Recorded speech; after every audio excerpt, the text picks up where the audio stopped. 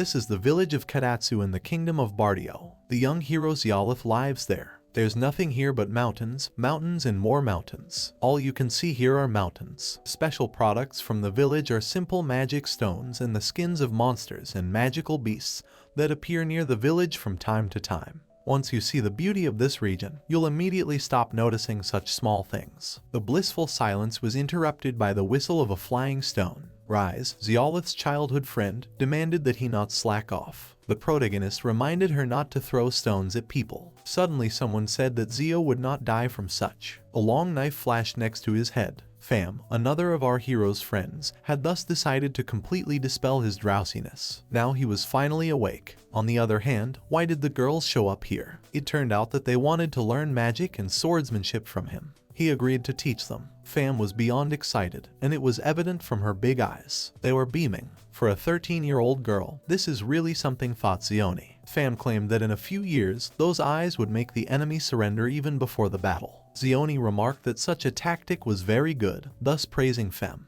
Rise had no such advantage, and howled like a child. The protagonist showed Rise another technique that made her feel even harder, but Fam stopped him. They decided to take a break. Rise wondered about Zioni's enrollment in a professional school. The protagonist gave an affirmative answer and was going there in about 10 days. There is a Gillis Vocational School in the capital, and the name on the ID card issued by that school determines what classes you can take, which in turn determines your future profession. People from 15 to 20 years old are taken there, and the training lasts from 6 months to a year. In the village of Karatsu there is a tradition.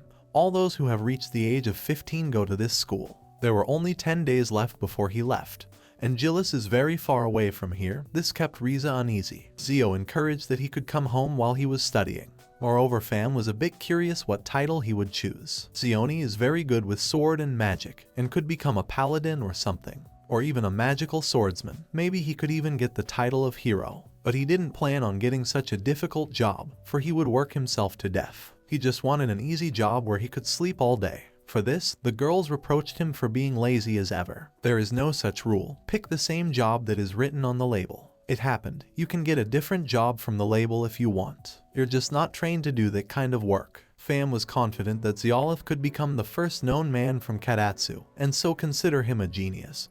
For few people are good at sword and magic without a teacher. His main goal is not fame, but a lifetime of leisure without adventure. For a swordsman just needs to follow his reflexes, and a mage just needs a good imagination, Xion said. This is where Rise objected that it's all abnormal. When he was young, he learned magic just by reading books, and he thought that he didn't need to memorize the words of spells.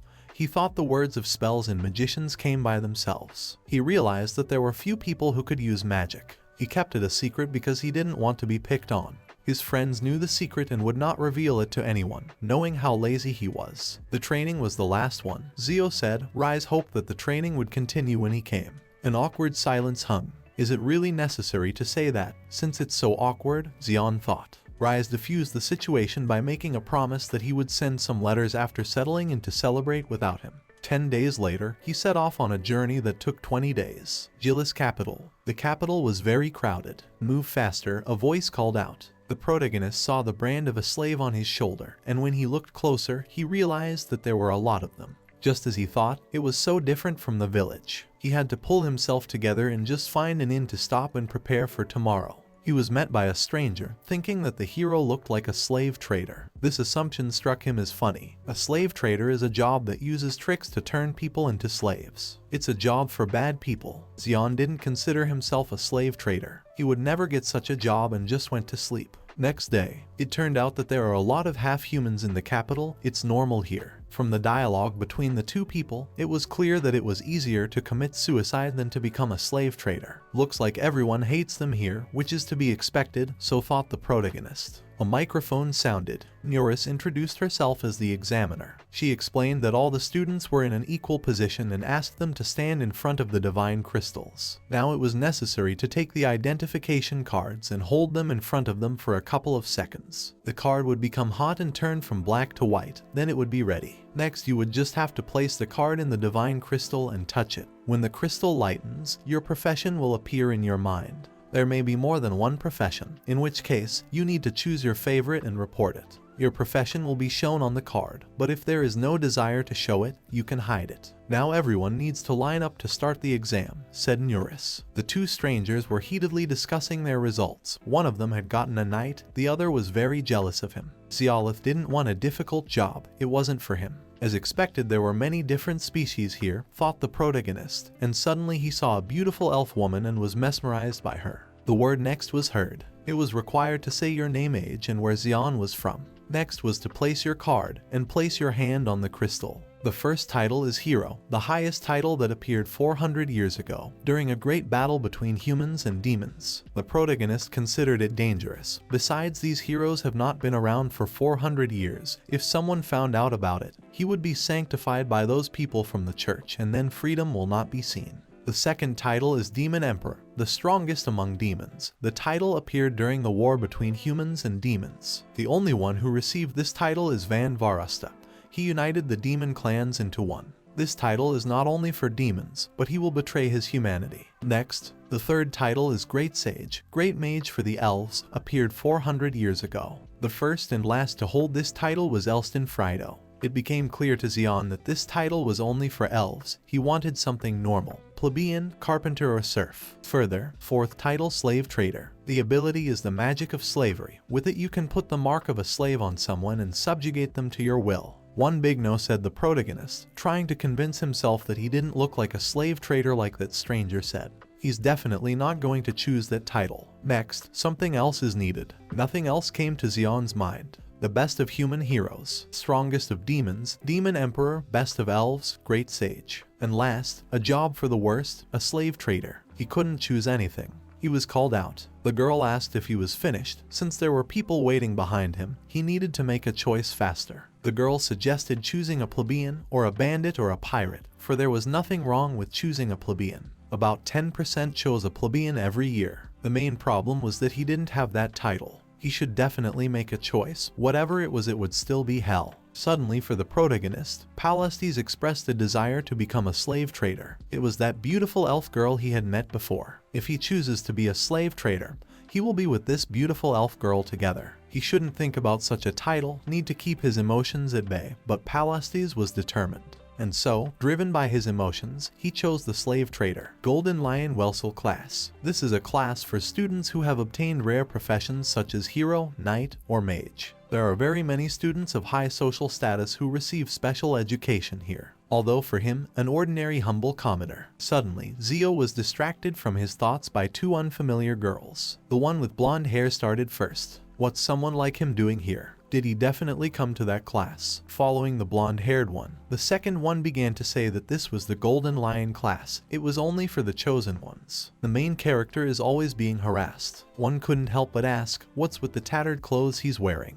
Of course, Zio knew this was coming. The blonde nagged again, thinking that Zio had chosen a slave trader. She thought that he wanted a rare profession.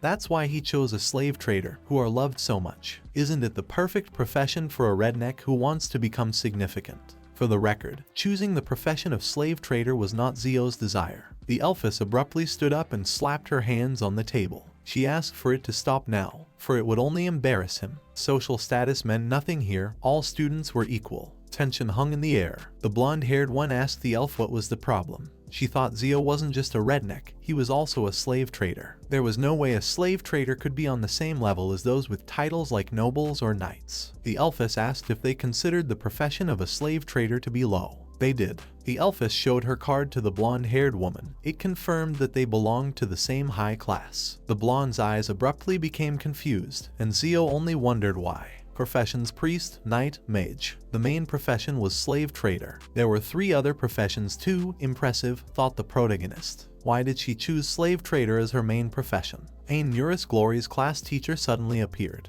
You shouldn't get into trouble here, she said. She usually teaches the art of slavery. The papers say everything about the training. You should study them, and about other professions too. Velezel's school. Lessons are only in the mornings. They can do anything in the afternoon. They will have a day off every 5 days. They also have a dormitory, labeled for Golden Lion class students only. Sure, it's nice to have a place to live, Zio thought, but you have to get your own food. After all, he still needed money. The train of thought was interrupted by the class teacher, who continued to explain. The time and place of the gathering for tomorrow was also listed there, and about the dormitory. There was a pause. It was a white building that could be seen outside the window. One only needed to apply to stay in it. That was all the classroom teacher had to say. The class was over. Lessons would start from tomorrow. Everything was good. There was a roof over his head and a profession. He didn't know what to write in a letter for Rise and Fam, so he decided to postpone the matter. The dormitory is only for Golden Lion class students. It's huge, Zio thought as he looked around the building.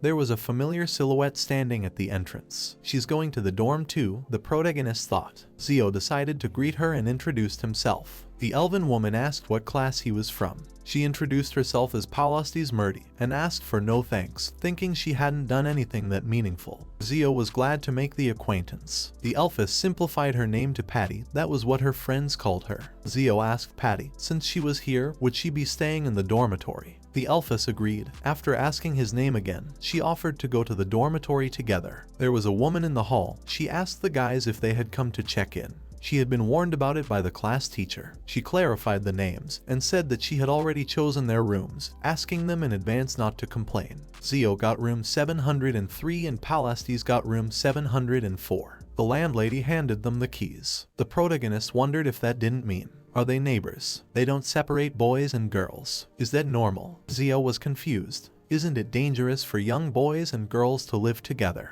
The landlady was concerned and asked if he was okay. Zio pretended that everything was fine. Palestes is a girl. If anything happens, there will be a man by her side, the hostess added. The protagonist was very eager to help the elfess. Palestes wasn't used to being considered a girl and was confused. Zio promised to take care of her. The elven girl also promised to take care of him. The protagonist wondered if such a neighborhood was normal. The room was spacious, but there was a disturbing sound. Next door was Patty's room. The soundproofing was good. He was safe. He had a place to live. The only problem left was money.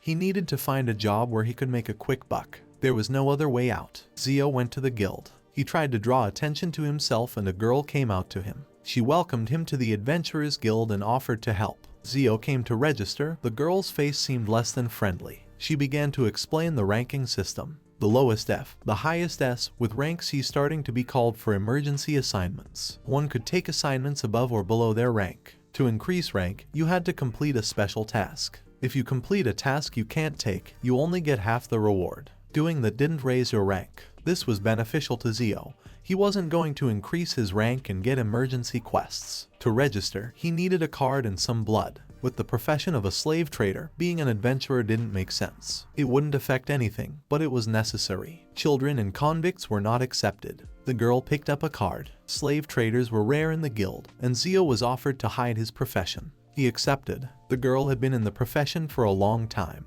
but this was the first time she had seen a slave trader. She said that her family was poor when she was 10 years old. Her sister was sold to a slave trader. She was only 5 at the time. She couldn't even imagine what would happen to her. She hated those bastards with a small amount of money. She had invested too much without realizing it herself. The stranger assumed that this boy was a new adventurer. If so, she would teach him the basics. It was the girl who seemed like a suspicious person. The stranger was used to this reaction since she looked like this. Molina had just been promoted to the E rank, but she was still a rookie. She will be happy to tutor him. She thought Alina seemed surprised that she knew so much. Although it didn't add to Alina's knowledge, this information would be useful for a beginner. Zio didn't accept the help from Molina. She howled. Because the help was free, there was nothing to fear. It was not recommended for the newcomer to go alone on a mission, and Molina had promised to look after Alina if anything. She knew she could do it. She could ask to do the assignment for Zio, and further take him too.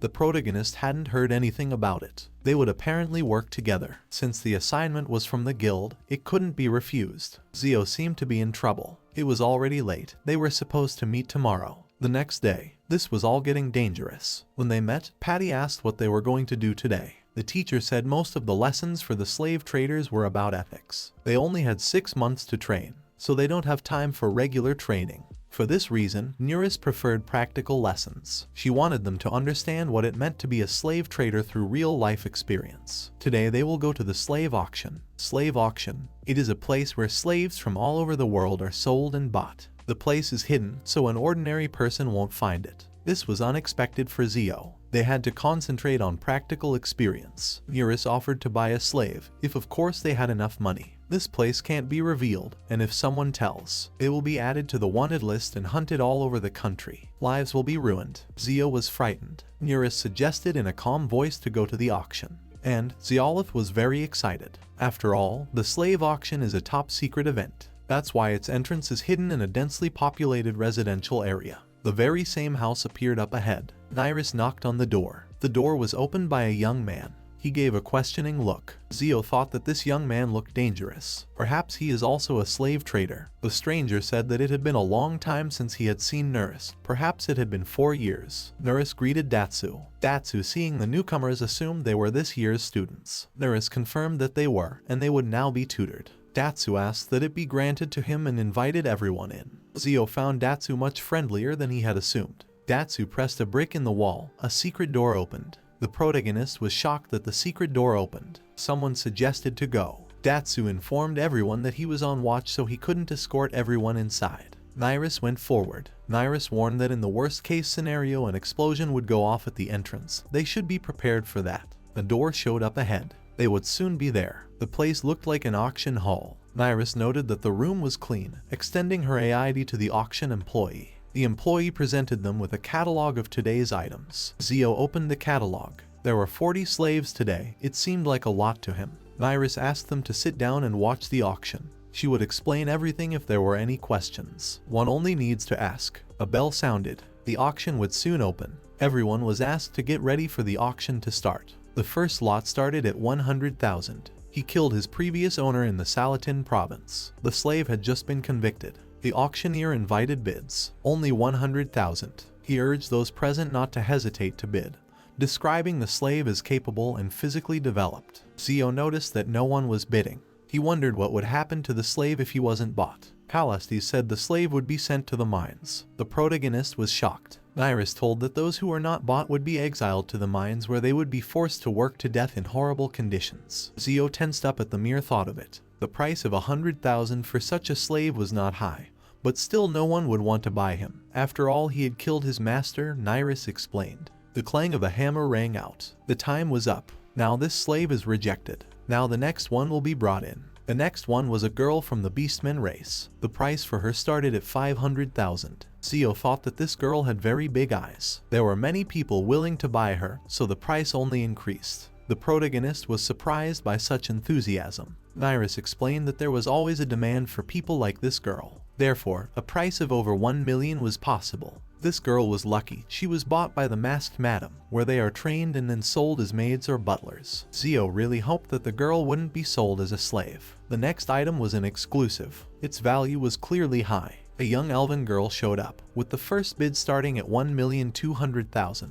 Zio, she reminded Patty very much. According to the description, she was caught stealing. Even though elves look decent, they still do this kind of things. The price of the lot was getting higher and higher. And now the price had already risen to 3,100,000. Could anyone offer more? The auction host assured everyone that elves are very rare, and if no one raises the bid, there will be a discount. Someone bid 4 million. Would anyone bid more? She bid the most. The auction host congratulated Mrs. Palest's Murdy. Zio had questions. Did she just buy herself a slave? 4 million is a very high bid. One must possess a strong desire. The elven girl quoted Nyrus that students could also buy slaves for themselves. The class teacher confirmed her words. Moreover, Patty wanted to save her tribesmen from slavery. It was her duty that was given to her by the village head. He said to buy all the elves turned into slaves for crimes they didn't commit. Patty showed the list of slaves she wanted to save, except it was very risky to save them, so she had no choice but to buy them legally. This elf was kidnapped and sold as a slave. Of course, she wasn't going to rescue those who committed murder. That was the main reason why she chose the Vocational school in the Baltio kingdom, because she could save more elves here. It all made sense to Zio now. The rescued elfess expressed great gratitude. She couldn't describe in words, but such kindness she would never forget. Patty was very happy that she was all right. She also promised to give some money to the rescued elf so that she could return to her village. That was all for today. Everyone was thanked. So selling and buying slaves isn't all that slave traders do, the protagonist thought. In that case, he had some work to do. He came up with the idea of sending rescued slaves to build the village of Karatsu, and after 5 years of work, he would let them go. Right now, his father is thinking of connecting the village to the main road, so extra hands wouldn't hurt. If they finish the road, the village will increase its productivity like never before. But then he needs to prepare to buy slaves right away. Zio needs money. He can earn from the Adventurers Guild, but at his rank, you can only get half the reward. It looks like he needs to do tasks of rank or B. Zio decided to move out to the guild right now. On the way, he suddenly met Molina. She was waiting for him. Zio had completely forgotten about her. Molina seemed as if the protagonist was raring to go somewhere and suggested tasks. Thank you, Zio thought. Molina began to talk about how they had simple tasks such as destroying low-level monsters, but she quickly realized that Zio wasn't listening to her at all. The main character was looking at an emergency quest in the Curibito forest on the wall. 11,000 was promised for this quest. He abruptly shifted his attention elsewhere, which only agitated Molina more. Zio started digging through the pile of quests on the table and found it. There were 10 Canelli leaves to be found. They were in the sunny plain, and it was close to the Curibito forest. Molina was very happy that the main character enjoyed such a task. Canelli leaves are the main ingredient for many potions. For 10 leaves, one could get 5,000, which was quite a lot for rank F. That was what Molina expected from her partner. Only Zio was starting to feel guilty. She continued to talk about how the main character wasn't like all the newcomers. After all, they always ignored her and asked for D-class assignments. Zio couldn't tell her about trying to do something stupider than those rookies. Molina offered to go. Zio starts his first assignment, even though he feels inferior to Molina, but he has no choice. Molina was delighted by the beauty of the sunny valley. Her expectations were met. Ziolif had already collected Conley leaves when he was in Kadatsu village, but as expected, they didn't grow directly under the sun. Zio called out to Molina, suggesting that he find them in the forest. She had a very negative attitude. It's a D-rank forest. Beginners have no business being there. It's too early for F rank. Zio needs to get there somehow. He saw something and called out to Molina. There's something smoking in the forest. People don't use fire in the middle of the day. Zio offered to check what was there. Molina refused. It's impossible for them. They should report to the guild first. The protagonist assumed that the people needed help and decided to go to the forest. Molina tries to dissuade him from going into the forest. It's too dangerous for one. There is no way she will let him go. Zio can't leave people in need of help to die. He can use special magic. Zio still thinks his companion is not sure of him. Now she can't be turned away. Molina admired the protagonist very much because he could use magic. After this information, she too wanted to go with him to help. Now Zio could rely on Molina. The deception succeeded. They walked into the forest together, picking up leaves along the way. Ahead was a clearing. There was a camp of strange creatures. They were saying something. Zio and Molina were stunned at what they saw. This is a village of dangerous goblins. They have high-level goblins. The Goblin Queen is very powerful. She is a problem because she can give birth to high-level goblins. They have no way out. They need to go to the guild. Zio asked her to wait. Does the protagonist know about the goblins' defense against magic? Goblins don't have any defense. There's no difference between goblins and the queen, Molina thought. Goblins were much stronger than ordinary goblins. Among the magic stones, the queen stone alone could promote the protagonist to rank as. Zio understood everything and thanked Molina for the information. Except she was more frightened by it. Zio will deal with them. Only he needs to help him collect the stones. Molina is puzzled. She tries to talk him out of it again. Because it's dangerous, he'll be killed immediately. She has to keep her voice down. The goblins will hear. Zio does not listen to Molina. He is about to go to the goblins, suggesting Molina to stay put. He reads a spell and a hail of stones hits the goblins. Molina, in shock at what she saw, fell to her knees. She doesn't understand what kind of magic it is. She hasn't seen it before. Dark magic is very rare. No wonder Molina didn't know about it, explained Zio. It looks like low-level magic. The Goblin Queen, as expected, was not harmed by such an attack. We need to attack again. He cast another spell, summoning the dark spirit of greed. Molina doesn't understand what kind of magic it is. With the spell used, Zio delivered a fatal blow to the chest of the Goblin Queen. It's over, we need to collect the stones. Molina looks at her companion with tears in her eyes. That was classy. She admires his mastery of black magic. She will follow him for the rest of her life. Zio doesn't think it's awesome. According to the kill counter, 207 goblins, 23 berserk goblins, and 1 queen have been defeated. He suggests that they quickly collect the magic stones and move on. They return to the guild. There they are met by Alina, asking how she can help. Molina and Zio have completed the task, coming to report it. Alina looked at the card. The task is indeed completed. The task completed in a day. It was fast. Molina talked about how they went to the Curibito forest to collect leaves. This forest is dangerous even for a rank D, Alina began to say. Molina took out some magic stones from her bag. Alina looked at them with surprise. Molina talked about the Goblin village, and that Zio had solved the problem, which made it possible to get the magic stones. Alina doesn't believe that the boys alone did it. She needs to talk to her senior in charge. She asks to wait a little while. Blazer, the guild leader, has already heard everything from Molina. He heard that the guys had dealt with the Goblin village. At the guild leader's request, Molina showed the magic stones. Examining the largest stone, Blazer assumed it was the Goblin Queen. He was sure that the stones were real. It seems that the emergency mission had been accomplished. Blazer didn't think this village would grow big enough to have a queen. I can't believe Zio and Molina killed all the goblins and collected the magic stones. Molina admitted that Zio had handled this task alone. To see for himself, Blazer could look at the guild map. Looking at the map, the guild leader was convinced that everything said above was true without a doubt. What was the reward for the assignment? Since the assignment was B rank or even closer to a rank. And if Zeolite is still F rank, he can only get half of the reward along with the reward for the magic stones. A total of 18 million. A shocking amount. No objection at all, Zio blurted out. We need to prepare their money. Zio and Molina were very happy to hear that. They'll be back soon. Alina wondered if it was okay to leave them like this. They finished the mission. The guild should give the reward, said Blazer. Molina is worried because 3 million is the amount of money one earns in a year at rank F. She isn't sure if she should take it back since she hasn't done anything. By telling the important information, she helped Zio. Molina burst into tears. She will be with him until the end. Zio is the only partner for her. He heard it. Need to be quiet. There was some girl standing around the corner. It's been 10 days since the incident with the Goblin Queen. Zio thought. There hadn't been a single task with a good reward after that day. Just as he thought, it wasn't going to be easy. Zio was going to visit the guild today. There was a whole crowd gathered at the entrance of the guild. Everyone was excited as if something was happening outside its doors. The two were discussing yesterday's news. A traveler was found mutilated yesterday. He was found outside the Kaizenetti Hotel. It was a cheap hotel. The victim was a young girl. The stranger continued. They didn't even spare the girl. This is very bad news, Zio thought.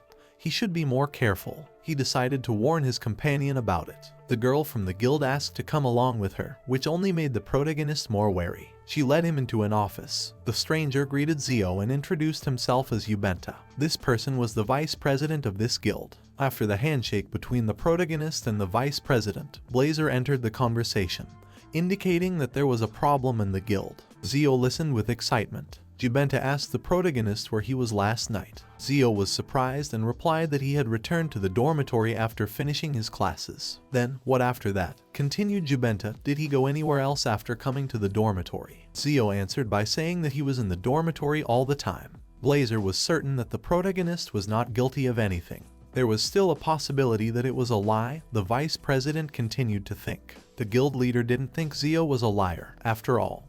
He had already known him for a few days. Zio didn't understand what was happening. He asked for permission to go since he had business with Molina. Blazer was shocked that Zio didn't know anything. Yesterday's murder victim turned out to be Molina. Zio was shocked to hear. He didn't believe their words. His emotions were taking over. Blazer asked him to calm down and suggested he sit down. Molina was killed at about midnight. Ubenta began the story. She was found near the inn of Casente, north of here. The guild was in a very difficult situation. Zio remained silent. The guild leader only became more convinced of his speculation. The main character gloomed and lowered his head. He was suspected because there was a lot of money with Molina that night. Zio abruptly snapped out of his seat, but they tried to stop him. They were worried about him. If Molina was victimized because of the money, why didn't they kill the main character? They didn't know what he was thinking. But rank F, it wasn't safe to go anywhere alone. If someone came after Zio, he would destroy him. The head clearly didn't expect that from a newcomer. He ran down the street, reasoning that if the death was yesterday,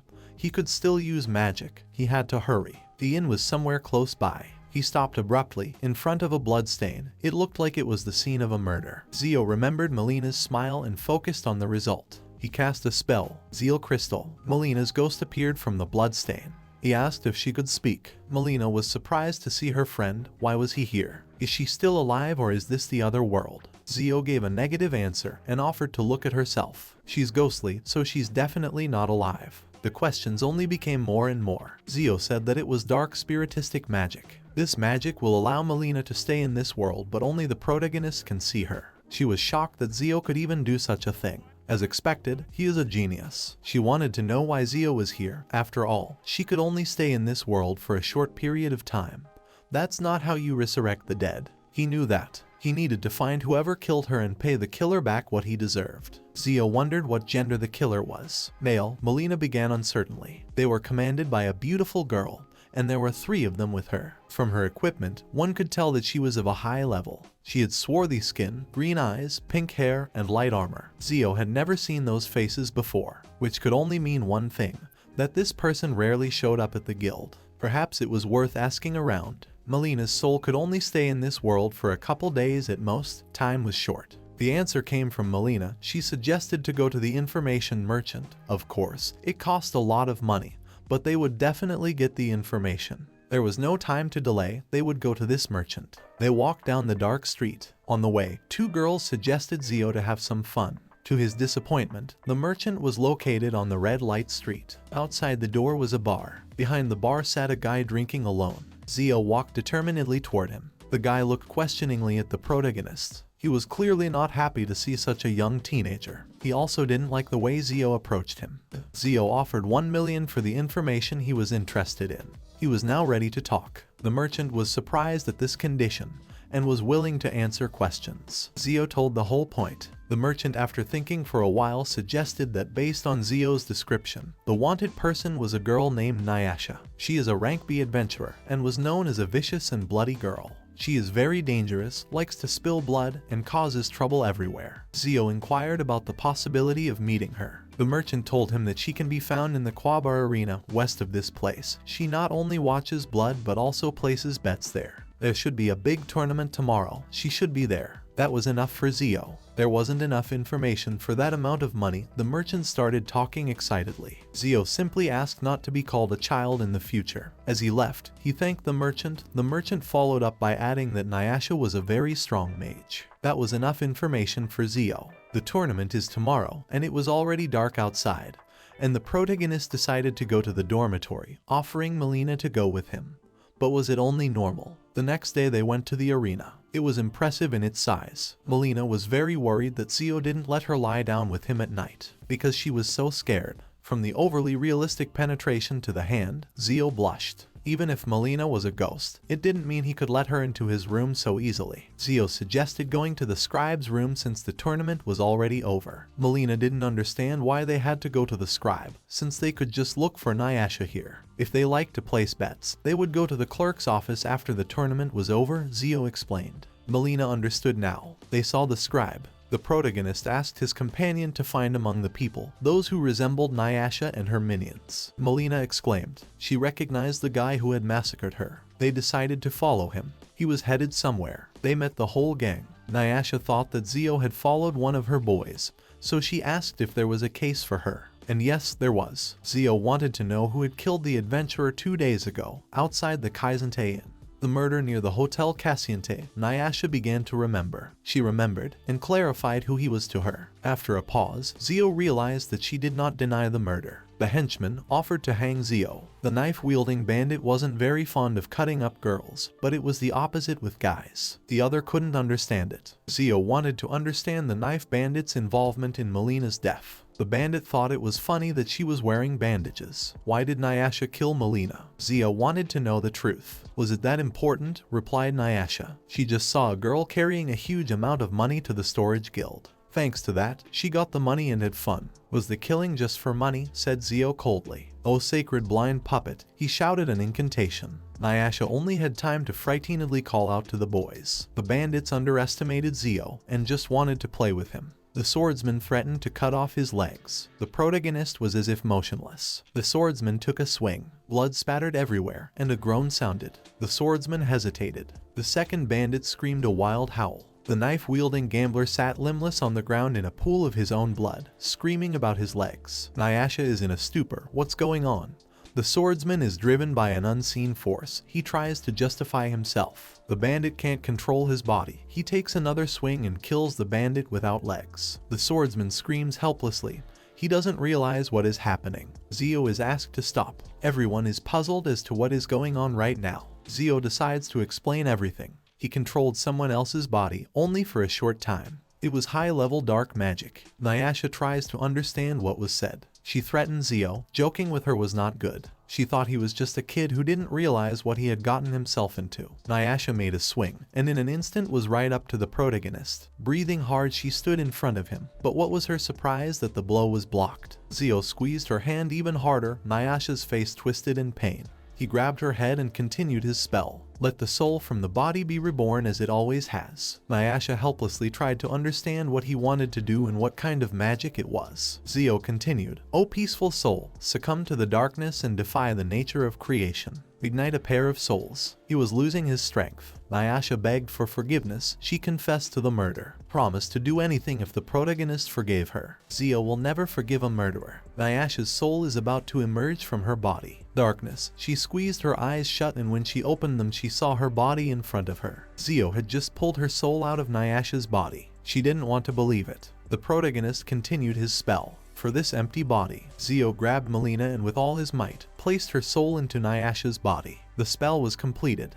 Nyasha was still begging to be put back into her body. That was something he couldn't do. Right now, she was just a soul, and would only stay here for a couple days. After that, Nyasha's soul would be gone. Zio realized that the deed was done. Suddenly he feels sick and he loses consciousness. When he opened his eyes, he realized he was in his room. Something smashed into his face. Next to them lay Nyasha, with her tail and ears. He was puzzled. The girl was awakened by Zio's cry, wishing him good morning. He really wanted to realize who was next to him. Even though she looked like Nyasha, it was still Molina. She indignantly began to blame Zio for not letting her prepare for this. Molina explained to the main character that when she woke up, he was unconscious. That's why she dragged him here. Except that's where the ears and tail came from. It happened after the ring was removed. It's probably transformation magic. It turns out she's a beastman, Zio thought. This is what it came down to. She'll live as Nyasha, but she's still Molina, just with an alien body. That's why she wanted Zio to call her Nyasha. He understood. Molina wants to be his slave. Zoe is shocked. Molina is sure that Nyasha has done a lot of bad things, so being a slave to the protagonist is much safer. He understood her, but just what was the rush? They could attack her at any time. Molina began to explain. If she works as a rank B adventurer, she might get killed. That's why it's better for her to become Zio's slave and live with him. It's much better than dying. Zio took responsibility when he let her soul into her body. Moreover, she now has big and beautiful eyes. If the protagonist makes her his slave, she will be very grateful to him. Zio agreed. He will make her his slave. Molina is very happy about it. She suddenly hugged the main character while saying his name. She will follow him for the rest of her life. The elfess lay on the bed, remembering the hostile hostess words that Zio should help her if anything happened. The memories kept her awake. She went to wash her face while replaying Zio's words in her head about sending the slaves she bought to Kadatsu village and freeing them after 5 years of work. Ziolith is trying. She needs to try too. Zio let out a long exhale. He reported that he had gotten himself into serious trouble.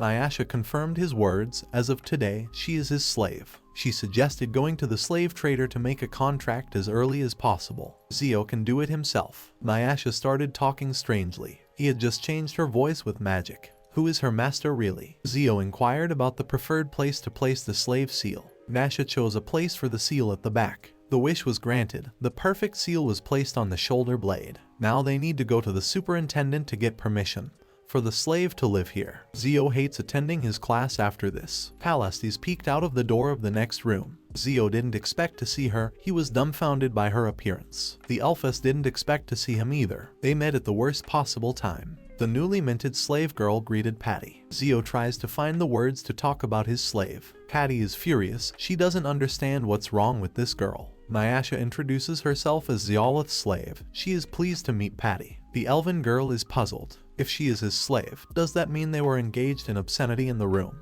Palest concluded that he was not buying slaves for his village. He had deceived her. Patty reached for her sword with chagrin. Zio stopped her. It was just a misunderstanding. Why does she have her sword with her today? Normally, she doesn't bring it with her. There was an incident yesterday where an adventurer was killed. The sword is necessary for safety. Zio was startled because Nyasha was involved in that incident. Patty doesn't understand what's going on.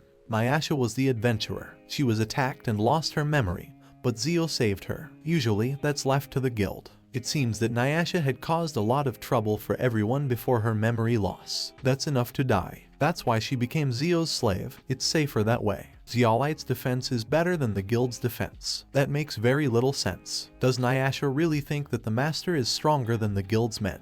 In that case, Patty should personally check how strong he is. Right now, Zio tries to stop her. He fearfully repeats about it being a misunderstanding. Apologizing is useless. Patty is determined. She swung her sword in an attempt to strike. Zio managed to dodge the blow. It was dangerous. She really is trying to cripple him. The blow should have hit him in the head, but he easily dodged it. Nyasha is worried about her master. Patty was a very strong swordsman back home. She thought that there was no way Zio would have dodged such a blow. So everything the slave girl said was true. Patty put her sword away. Zio realized that the Elfess was seriously trying to cut him. He had succeeded in proving. Patty made sure he wasn't engaging in obscenities. She believes, but still suspects he's lying. Zio is on edge. He doesn't like that Patty doesn't believe him. Nyasha complicates things by trying to justify himself somehow. Patty is on edge. She pulls out her sword again. Zio yells for her to stop attacking. He will go to the head of the dormitory to get a place. Patty, calm down, agrees and they say goodbye.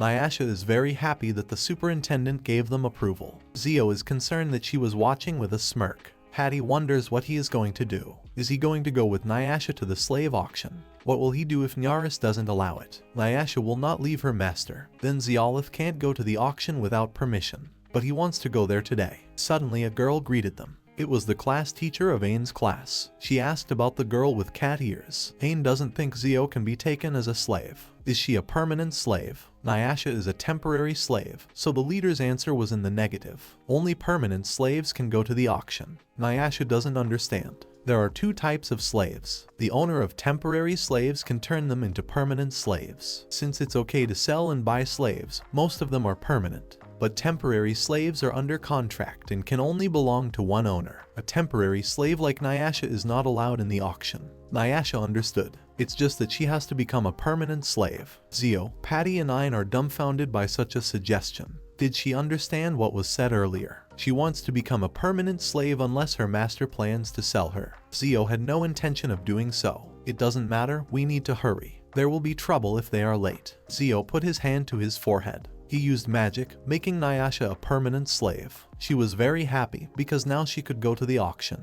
Zio is exhausted. Patty looks at him with resentment. They are in a hurry. This was Zeolith's first auction and it went off without a problem. He got a 16-year-old human girl with the titles of tailor and chef, as well as a 12-year-old beastman with the titles of baker and builder. The auction organizers said they would hold the slaves until the next auction. Zio thinks the first auction went well. Nyasha praised his work. She suddenly wondered why he became a slave trader. Zio didn't know what to answer. Nyasha assumed that this was the master's way of buying slaves to support his homeland. She thought it was cute. A slave is with her master until the grave. How long will that take? Zio grudgingly agreed. He lost a lot of money. It might be worth going to the guild to earn some. If he goes there, telling about Nyasha won't be easy. They traveled all the way to the guild hall to tell Alina about Zeolith's new slave. Zio sighs. He doesn't understand how to explain it to her. He didn't do anything. Alina absolutely hates slaves. He shouldn't lie like that. He is angry, realizing this perfectly well. Nyasha informs him that Alina is very cynical, still won't believe him. She changed Zio's mind pretty quickly. She would believe Nyasha is Molina if they were close. Nyasha isn't sure about that. They slept over at each other's house quite often. It turns out they were super close. Zio thought for a moment. If they're close, Alina will probably realize who Nyasha is. It would be better if they told the whole truth. Saying that Zio was involved could complicate things. Zio's practicing his speech. Molina was killed by Nyasha and 3 other people. But by understandable circumstances they all died and her soul moved into the body of a slave girl. Nyasha doesn't really like this kind of speech. It sounds very difficult. The problem is that she doesn't understand how to explain that she is a slave. Zio suggested to just say it. He's naive, since they'll be talking to Alina. She won't even listen to them. Zio agrees. Nyasha has a secret plan. When they use it, convincing Alina will be the easiest thing in the world. Zio is very curious about what the plan is, but Nyasha can't say. She's up to something. She is sure that the plan will work. With full confidence in it, she boldly swings open the door, entering the guild building. Alina is dumbfounded by this appearance. Who is this woman standing next to Ziolif? It has only been a few days since the incident. Alina believes that Zio is indeed shameless, bringing a new woman with him. Therefore, she cannot believe the slave traders. Alina asks again who the woman is. Nyasha decided to explain herself. She explained that she was a slave of Ziolif. She was very pleased to meet Alina. Alina is shocked by what she heard. Zio's partner just died and he's already looking for work with a new one. As she expected, the slave traders are scum. She thinks Zio is just as heartless. Without even listening to Zio, she shuts his mouth halfway through. Nyasha happily announces that she knows the truth about the incident. Alina is shocked. She doesn't understand what Nyasha means. We'll just have to wait. Before she tells, Alina needs to know something. The truth is that she has Nyasha's body, but she's really Molina. Alina is dumbfounded by this news. She will never believe it. Nyasha insists it's true. Alina demands proof or she won't believe it. We just have to show Molina's stuff. Nyasha asks Alina about the doggy she showed her back in the day. She says her name, Brutus. Alina is surprised that this woman knows about it. She feels like she has studied it, but she hasn't. If she doubts, Nyasha is more than willing to answer any questions. Alina asks what kind of candy Molina eats at her house, lemon and cherry. Then she asks how Molina spends her time and what kind of food she likes. This went on for 2 hours. Zio sat tiredly listening. Nyasha said Alina calling the head of the guild ogre behind her back. Alina was dumbfounded by what she heard. That's something that shouldn't be talked about here. Alina finally calmed down and recognized that Nyasha was Molina. Nyasha is very happy that she has succeeded in convincing Alina. Watching this, Alina wants to find out what really happened. She was given the papers to review. She realized it was Nyasha's body, the one that was followed by 3 people from the rank. All those deaths, moving Molina to a new body, the merits of that man. Alina worried about him, but she understood the situation. She wonders if the slave really doesn't know who it was. She really doesn't know. If she tries to remember, she gets a bad headache. Alina asks why Nyasha became Ziolith's slave. Nyasha thinks it's the safest way for Zio. He trusts her even when she's in the body of Nyasha, a criminal mastermind. On the other hand, Alina should already know that Zio's abilities are a class, no less. Alina realized that the guild was only one path. If Alina promised she wouldn't tell anyone, Nyasha would explain. Alina agreed and Nyasha whispered something in her ear. Alina twitched. She was puzzled. She is surprised at what she has just heard. You can't say it out loud. If she has gone so far as to become a slave, she will hear nothing more from her. Nyasha wants Alina's support and hopes that she'll find someone to support her too. But it's none of her business. Zio timidly walked into the study. They are almost finished. It was getting late. They had to go. They said goodbye to Alina. Good job. The guild head is surprised that Alina was very talkative, because that's pretty rare. It's not very cool to say that to the guild head. He puts his arm around Alina and suggests that she start with an ogre. He raises her salary by a factor of 0.9. Patty, standing at the clothes closet, chooses what to wear. She can't make up her mind. One day, 20 days after Zeolite and Nyasha started living together, they go after Nyasha finishes getting ready. Nyasha happily runs just ahead of Zio. This will be their first meal together with Patty. A little farther away they saw her. She was wearing a luxurious outfit. Zio and Nyasha opened their mouths in delight. They apologized for keeping her waiting. But Patty herself had just arrived. That didn't mean she was 30 minutes early. Zio apologized for keeping Patty waiting. He, coughing, suggested that they go out to eat. Nyasha poked him. He should choose his words more carefully. Zio noticed that Patty wore a dress today. She rarely wears it. She's worried about whether it looks strange. No way, Zio complimented her. She looks very good in it. Patty became embarrassed. They approached the restaurant. Nyasha had heard that it was very popular here and hoped that a table was reserved. They can book a table based on all-in and same-day tickets. Nyasha will go to take one. She doesn't need to go alone. Patty doesn't mind waiting. Zio is supportive. They can have a little chat while they wait. Nyasha, without listening, rushed to get her ticket. Zio and Patty are left alone. Patty frowned, a little embarrassed to send Nyasha alone. No need to worry, she wanted to do something nice. The two of them went for a walk. Patty apologized for last time when she first met Nyasha. That time she had pointed her sword at Zio without even listening to him. She was seriously trying to do that. It really took Zio by surprise then. But now everything is fine. Patty remarked that Zio was very kind. They approached the merchandise counter. Patty saw the toys and began to look at them. It was a doll. Even Patty likes such girly things. Someone shouted at them. It was Nyasha, she got tickets for everyone. Zio thanked her. The line wasn't that long, so it didn't take long. They should go. Zio, smiling, looked at the doll that Patty liked. They entered the restaurant. Many tables were already occupied. Nyasha happily placed her order. She ordered some salted fried fish in addition. As expected, it is a very good restaurant. Even with the daily queue, Patty could come here every day. Nyasha is very satisfied. Zio made a remark that she eats too much. Nyasha was not embarrassed by it at all. On the contrary, she considered it as a compliment. Patty smiles. She looks like she's having fun. She is. Patty confesses that she had no friends back home. Nyasha is her first friend. Nyasha is honored to be the elf's friend. She offered to drink to their friendship. Patty is a little shy. Nyasha insists. There is no need to hold back. They hit their glasses at the same time. Patty thanked the guys for today. She really had fun. On her way back, she will drop by Nuris. They said goodbye to Patty. Zio called out to Patty. He took the very doll out of his bag and handed it to her. She didn't expect to see it. She looked at one on the counter. Patty was thrown into a sweat. Puzzled, she started pulling out money, asking how much she owed. Zio laughed. She didn't have to pay him. He admitted that the last time was partly his fault. He offered to count it as repayment of a debt. The Patty thanked him. She was pleased. She cradled the doll in her arms. Nyasha smirked. Someone shouted to Zeolite. It was the slaves he had won and freed. Zio didn't expect to see them at all. It was today that he was leaving for the village of Karatsu. They wanted to thank him for saving them. They will do their best in Karatsu. They will never forget what he has done for them. Zio doesn't know what to say. Will they be able to leave in time? They still have Zio to thank for. They are lucky to have met such a slave trader. Zio is embarrassed. The freed slaves thanked Zio and got on the wagon. They drove away. Someone said that if it was them, he was sure they would work hard. Zio thinks that now they will have to save up some money. Someone shouted at him again. It was two girls, Rise and Fam. Zio was thrown into a sweat from surprise. Why are they here? Rise asked with anger that was about him being a slave trader. Zio and Nyasha don't understand why Rise and Fam are here. Fam looks at Rise worriedly. Rise sighs and reprimands Zio. He seems to have forgotten something. He said he would send a letter as soon as he got to Julius. Zio is surprised. It's bad. He forgot about it. Zio hears Fam whisper audibly enough to his friend that it is obvious by the look on his face that he has completely forgotten about it. About 20 days after he left, they traveled to Gillis by themselves. Rise couldn't wait any longer for his letters. She thought they might have been able to intercept them on their way here, but they weren't. Rise, seeing Zio's companions, tensed up.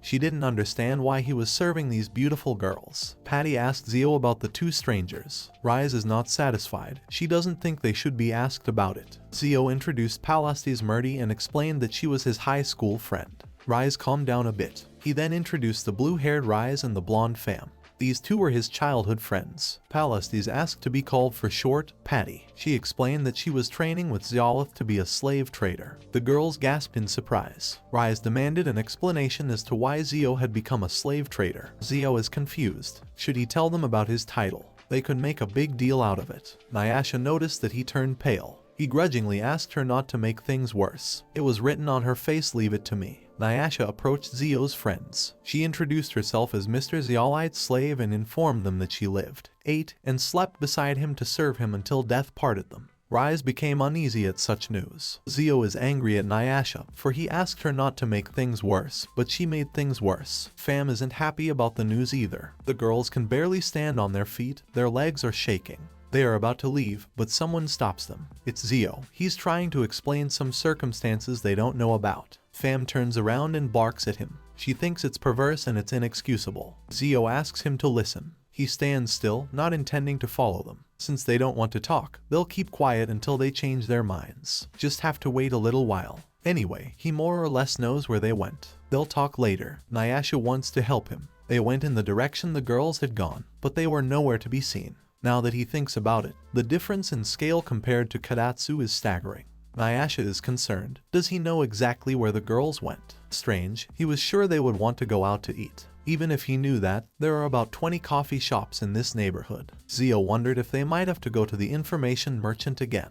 Not far away, they noticed that there were people crowded at the door. Zio approached a young man to inquire about what had happened there. The man told him that there had been a fight in the restaurant. Two girls yelled that they were going to drink and made a scene inside. Zio rolled his eyes. He realized that they were the ones he was looking for. He asked where they were headed. They were picked up by a middleman. Zio thanked the guy and with a shout rushed to look for them. Mediators are people who are paid to resolve conflicts. There are many people who stop at nothing just to get money. Nyasha is worried about the girls. As long as mediators are paid, there will be no problem. It will be easy. If Zio makes some more money, he can save them. Nyasha thinks the master is very strict. After all, money is very important. He would like to avoid confronting them. They approach the gate. Perhaps this is the headquarters of the middlemen. It would be very difficult to take Nyasha with him. It's better if she doesn't interact with these two for now. She'd better wait outside. Zio slammed the door and shouted the names of his girlfriends. He went inside and saw the girls sitting on the floor with their hands tied in front of some men.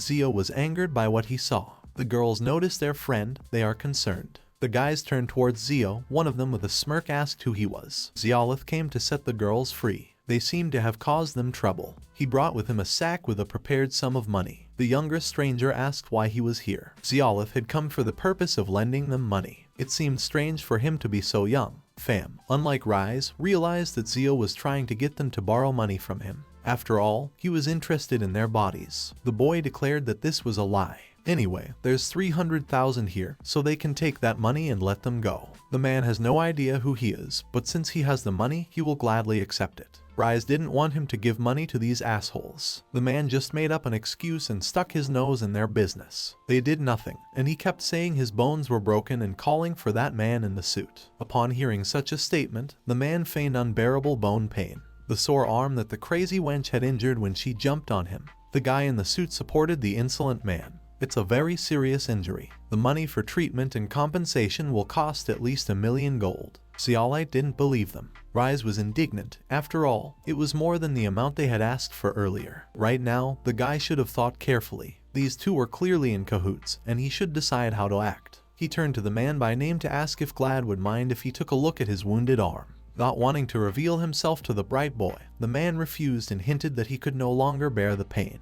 On this basis, Zeolith made a decision. He asked him not to move. The guy said an angelic prayer. The guy in the suit was previously aware of this spell. He directed attack magic at Glad. Everyone froze in awkward silence. It seemed to the girls that it was too much even for him. Zeolite was just a devil. But the guy told them to wait with their conclusions. He offered to take a close look at his body. He was experiencing a strange sensation. The pain in his back that he had felt for so long was as if it had never been there. The first thing he mentioned was his back. The guy in the suit clapped his hands, being impressed by the sight. He couldn't believe that this kid had the ability to use top-grade divine magic without singing. He offered to work for him. The kid must realize that he would receive a decent salary. Zeolith explained that he used healing magic. His wound on his arm should also be healed. Now that his wound was gone, they could deduct the healing fee from the ransom. The guy in the suit agreed, because now that the injury was gone, there was no need for treatment. But what about the remaining 900,000? So what they mean to say is that the medical treatment is only worth 100,000.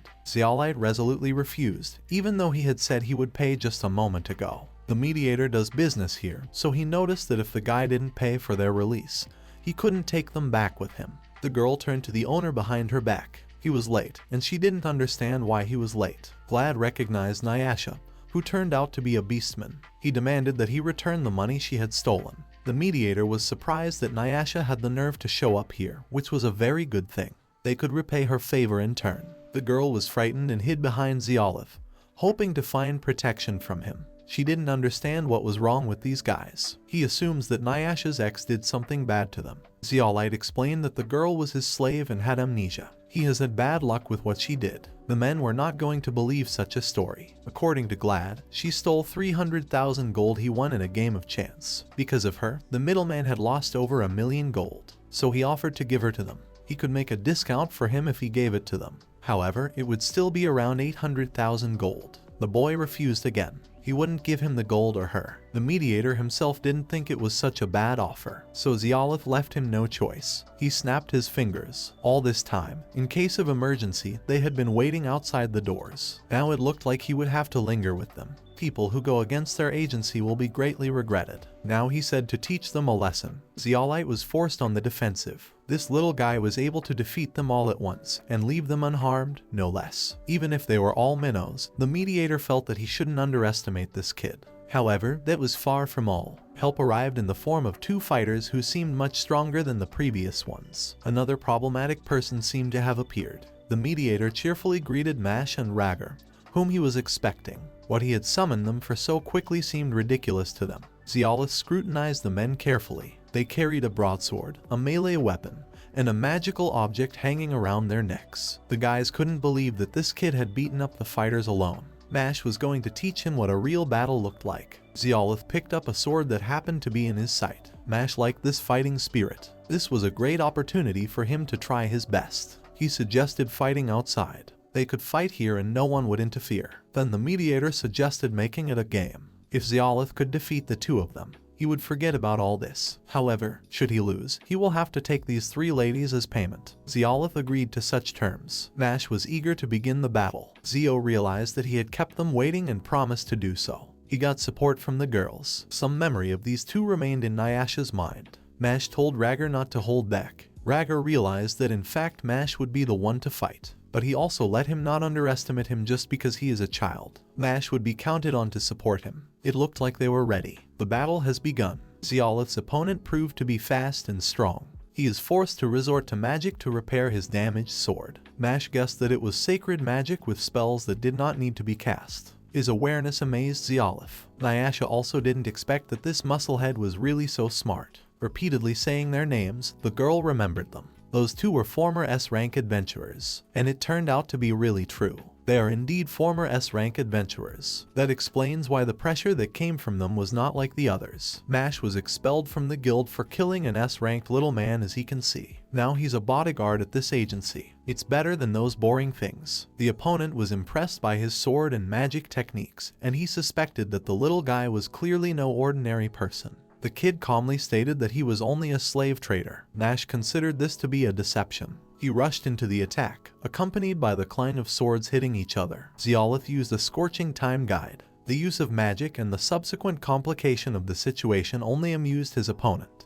The magic he used was a sword technique that could strike him. Is he a sorcerer? No, since he's using a sword, he must be above the king's blade. Mash inquired about the number of his titles. Nyasha admired the host. He was called a sorcerer and a king's blade. Rise joined in her words. Fam added that he was also a slave trader. Nyasha envied the girls, for they had known the master since childhood. Rise was proud of herself. She knows a lot of things about him. For example, what food he likes and what he doesn't like. Seeing these girls admiring his opponent, Mash realized that he wasn't serious and pulled himself together. He changed his stance. From this stance, Ragger realized that the battle was over. Zeolith couldn't understand what he was up to. He seemed to have something up his sleeve. It turned out that the daggers and that stand were a trick. All this time, he should have gotten the needle. Zeolith was surprised at this distraction, but the guy couldn't let him get away with it, so he was going to defeat him in hand-to-hand combat. He landed a significant blow, under the pressure of which the adventurer fell to the ground. Ragger, sensing great tension, used a blazing chain of fire. Zeolith applied the same spell, thus he cancelled it using the same spell.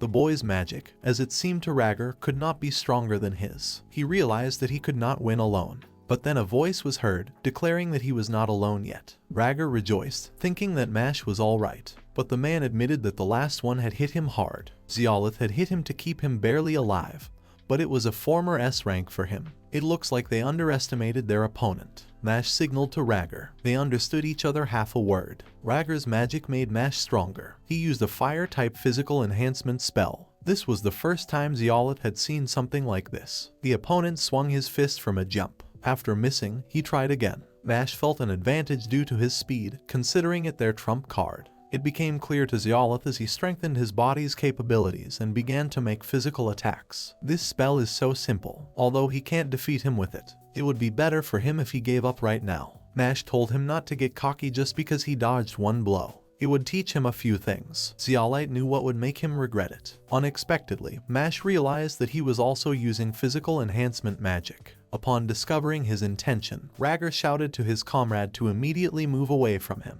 Zeolite's fist slammed into his chest. The blow had gained incredible power. Thus, Mash was finally exhausted and, unable to endure the attack, lost this battle. Ragger shuddered before the power of this child. He had used top-grade sacred magic without chanting, the strongest reinforcement spell. The duel with Mash looked like a one-sided beating. The mage reacted too slowly. Zeolith's strike had gotten ahead of him. The witnesses began to regard him as a monster. This man had defeated 2 former S-rank adventurers. The mediator realized that the best solution was to escape. But Zeolite wasn't going to let them go. He imprisoned his partners in twilight bloody chains. He couldn't let them escape so quickly. He had won their game. Now, by their agreement, they would be crucified. It was useless to resist further. The mediator decided to keep his promise and write off their debt. With horror, Glad could hardly utter the words. He apologized for lying and begged for his life. Zeolith took pity on them. There was one more thing he was going to say. They are forbidden to tell anyone about what happened today, especially about his abilities. If any of it came out, their lives would be cut short. He asked them to pass this on to the fainting victims as well. Zeolite doesn't even know who the villain is now.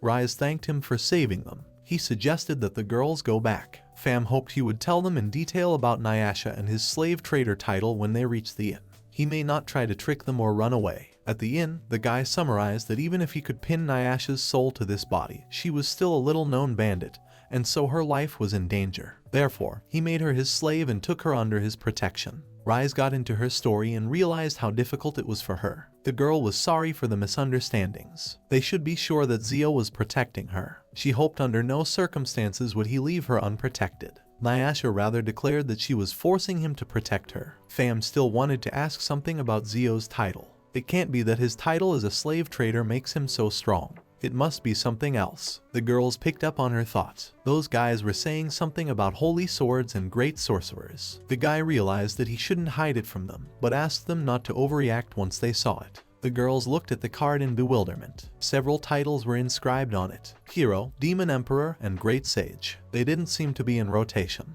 That meant that he had them all at the same time. The girls were under the impression of how great he was. Zeolite felt that mentally they were wandering too far away. Nyasha declared that she couldn't take it anymore and resisted her animal female instincts. She wants right now to have children with such a strong man. Rise was very happy to stay the night at Zio's place. This was all very different from before. Now they could be close to him too. When Fam said that, there was a knock on the door. Zeolite announced that they would be going to the classroom now. He told the landlady that they would be here sightseeing for a few days. The boy asked if they were all right. Fam thought he was overprotective of them. Zeolite attributed it to his anxiety from yesterday's incident. The hostess also looked at him rather strangely, surprised at the new girl. As for his return, they finish classes at noon.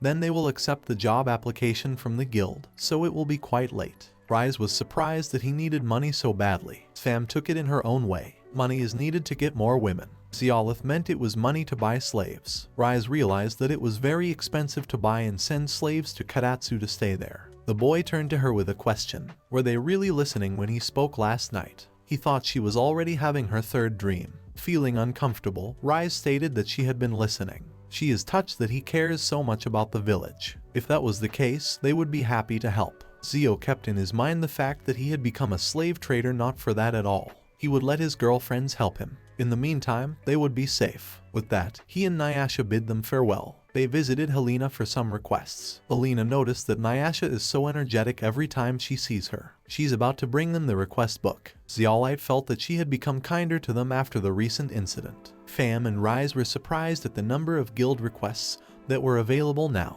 Isn't that a good thing? The higher the risk, the higher the reward. In his quest to earn money, they will help him do so. But do they really mean that they help him tag along? They were expecting this before noon. Alina inquired about these girls she did not know. Zeolith called them his companions. Helena could not allow these girls to accompany them. Both considered themselves quite strong, and there was nothing wrong with them going together. But the girls didn't register as adventurers, did they? Requests could only be accepted by adventurers. If they want to accompany them, they'll have to register. Fam decided that they could show her their power here. Helena repeated that they had to fill out an application form. She approached the men sprawled on the couch and stated that she wanted one of them to fight her. If he could win, she would let him take her with him or do something else. The man took that as an offer. Even a cutie like him would be surprised at such a sudden offer. But this sturdily built man could not stand up to the strength of the seemingly fragile girl. Zeolite realized that she had a grudge against him. This was enough to convince Helena. She would allow them to go with him, but warn them of the danger. However, she would deduct the cost of the destroyed table from their reward.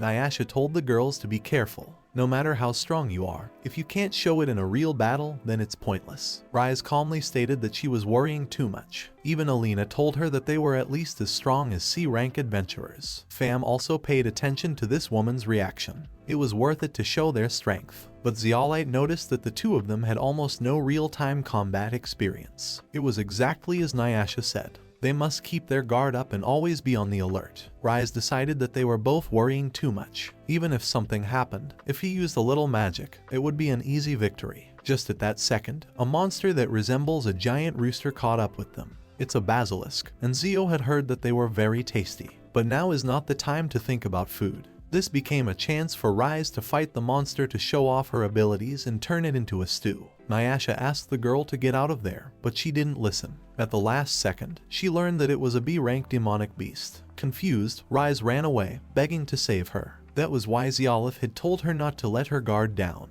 She should keep running and try her best not to get eaten by them. As a result of the magic, the monster was roasted just right. Nothing less was expected of the guy. Just as the guys thought about eating it as soon as possible, a rustling noise was heard in the bushes, clearly not belonging to the monster. Her Highness was looking for a large bird and by scent came right out to them. This girl was accompanied by several armed men. The men refused to believe that these guys had finished off that basilisk. Zeolite claimed that they had. In that case, the lad would soon find out what he was going to do. He should give up that meat and get the hell out of here. The young miss asked them to calm down. She would not tolerate willfulness. The girl was not going to listen to objections. She thought she was clear when she said that no innocent would be harmed. Zeolite's first impression was that they were bandits. Among them, only this lady has decent clothes. After forcing her comrades to calm down, the girl apologized for her comrades' ignorant actions. She is the leader of this group gathered here. Without embarrassment, they can call her Alina. But still, Zeolite couldn't figure out who they were. Gathering so many people in the middle of the forest doesn't mean that they are some old group of adventurers. The girl put her hand on her heart and declared that they were proud noble thieves. She so thought he would doubt this, thinking them to be just random bandits. The indignant men showered him with threats. From this the guy realized that they were just a bunch of random bandits. Alina asked them to shut up for a second. She felt sorry for constantly showing them such shamelessness. Zio said not to worry about it. Moreover, are the guys seriously going to just eat meat in a situation like this? The girls decided to rely on him, unable to tear themselves away from the enchanting treat. Alina thinks he has his own problems too. So, Zeolith realized that they are now noble thieves. But in this outfit, he doesn't think they can do anything about being treated like bandits. Alina explained that they had only recently turned into noble thieves. Zio realized that actually doing that wasn't as simple as saying that they knew.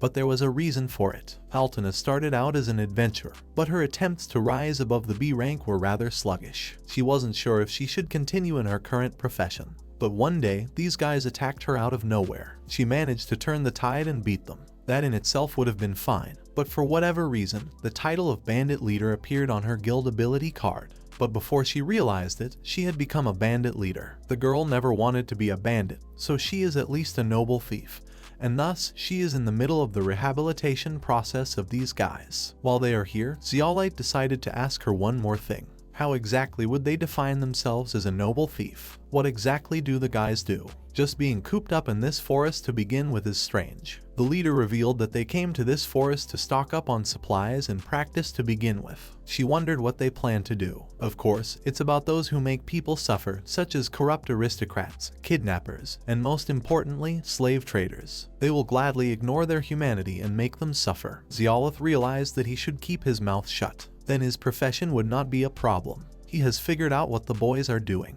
If it came to that, he could share some of that meat with her. They wouldn't be able to eat it all by themselves anyway. Alina was just thinking about the meeting before practice, but she doesn't think she can manage on her own. Zio asked if he should help them get in shape. The men laughed. He's out of his mind if he thinks he can overpower them after Miss smashed them to pieces. The thieves were ready to show him that he was no match for them. Alina did not like this behavior. Can't they see he's just joking? She wouldn't let them even lay a finger on these people. Zeolite has only one condition in exchange for the meat. He asked that they not be prevented from doing what they came here to do. Alina repeated that they were honorable thieves, so they promised not to harm any innocent people. Then they agreed. He asked Nyasha to cut off some of the meat for these people. Alina was wary when she heard the girl call him master. In response to the leader's emphasis on this, Nyasha stated that she was the master's slave. She reasoned that he was an excellent slave trader. Zeolith tried to shut her up, lest she say anything unnecessary. Alina gripped her sword. She realized that they had almost fooled her. Obviously, the slave trader would also be an eloquent talker. She thinks they wanted to lure them here with meat. Good thing they didn't let their guard down.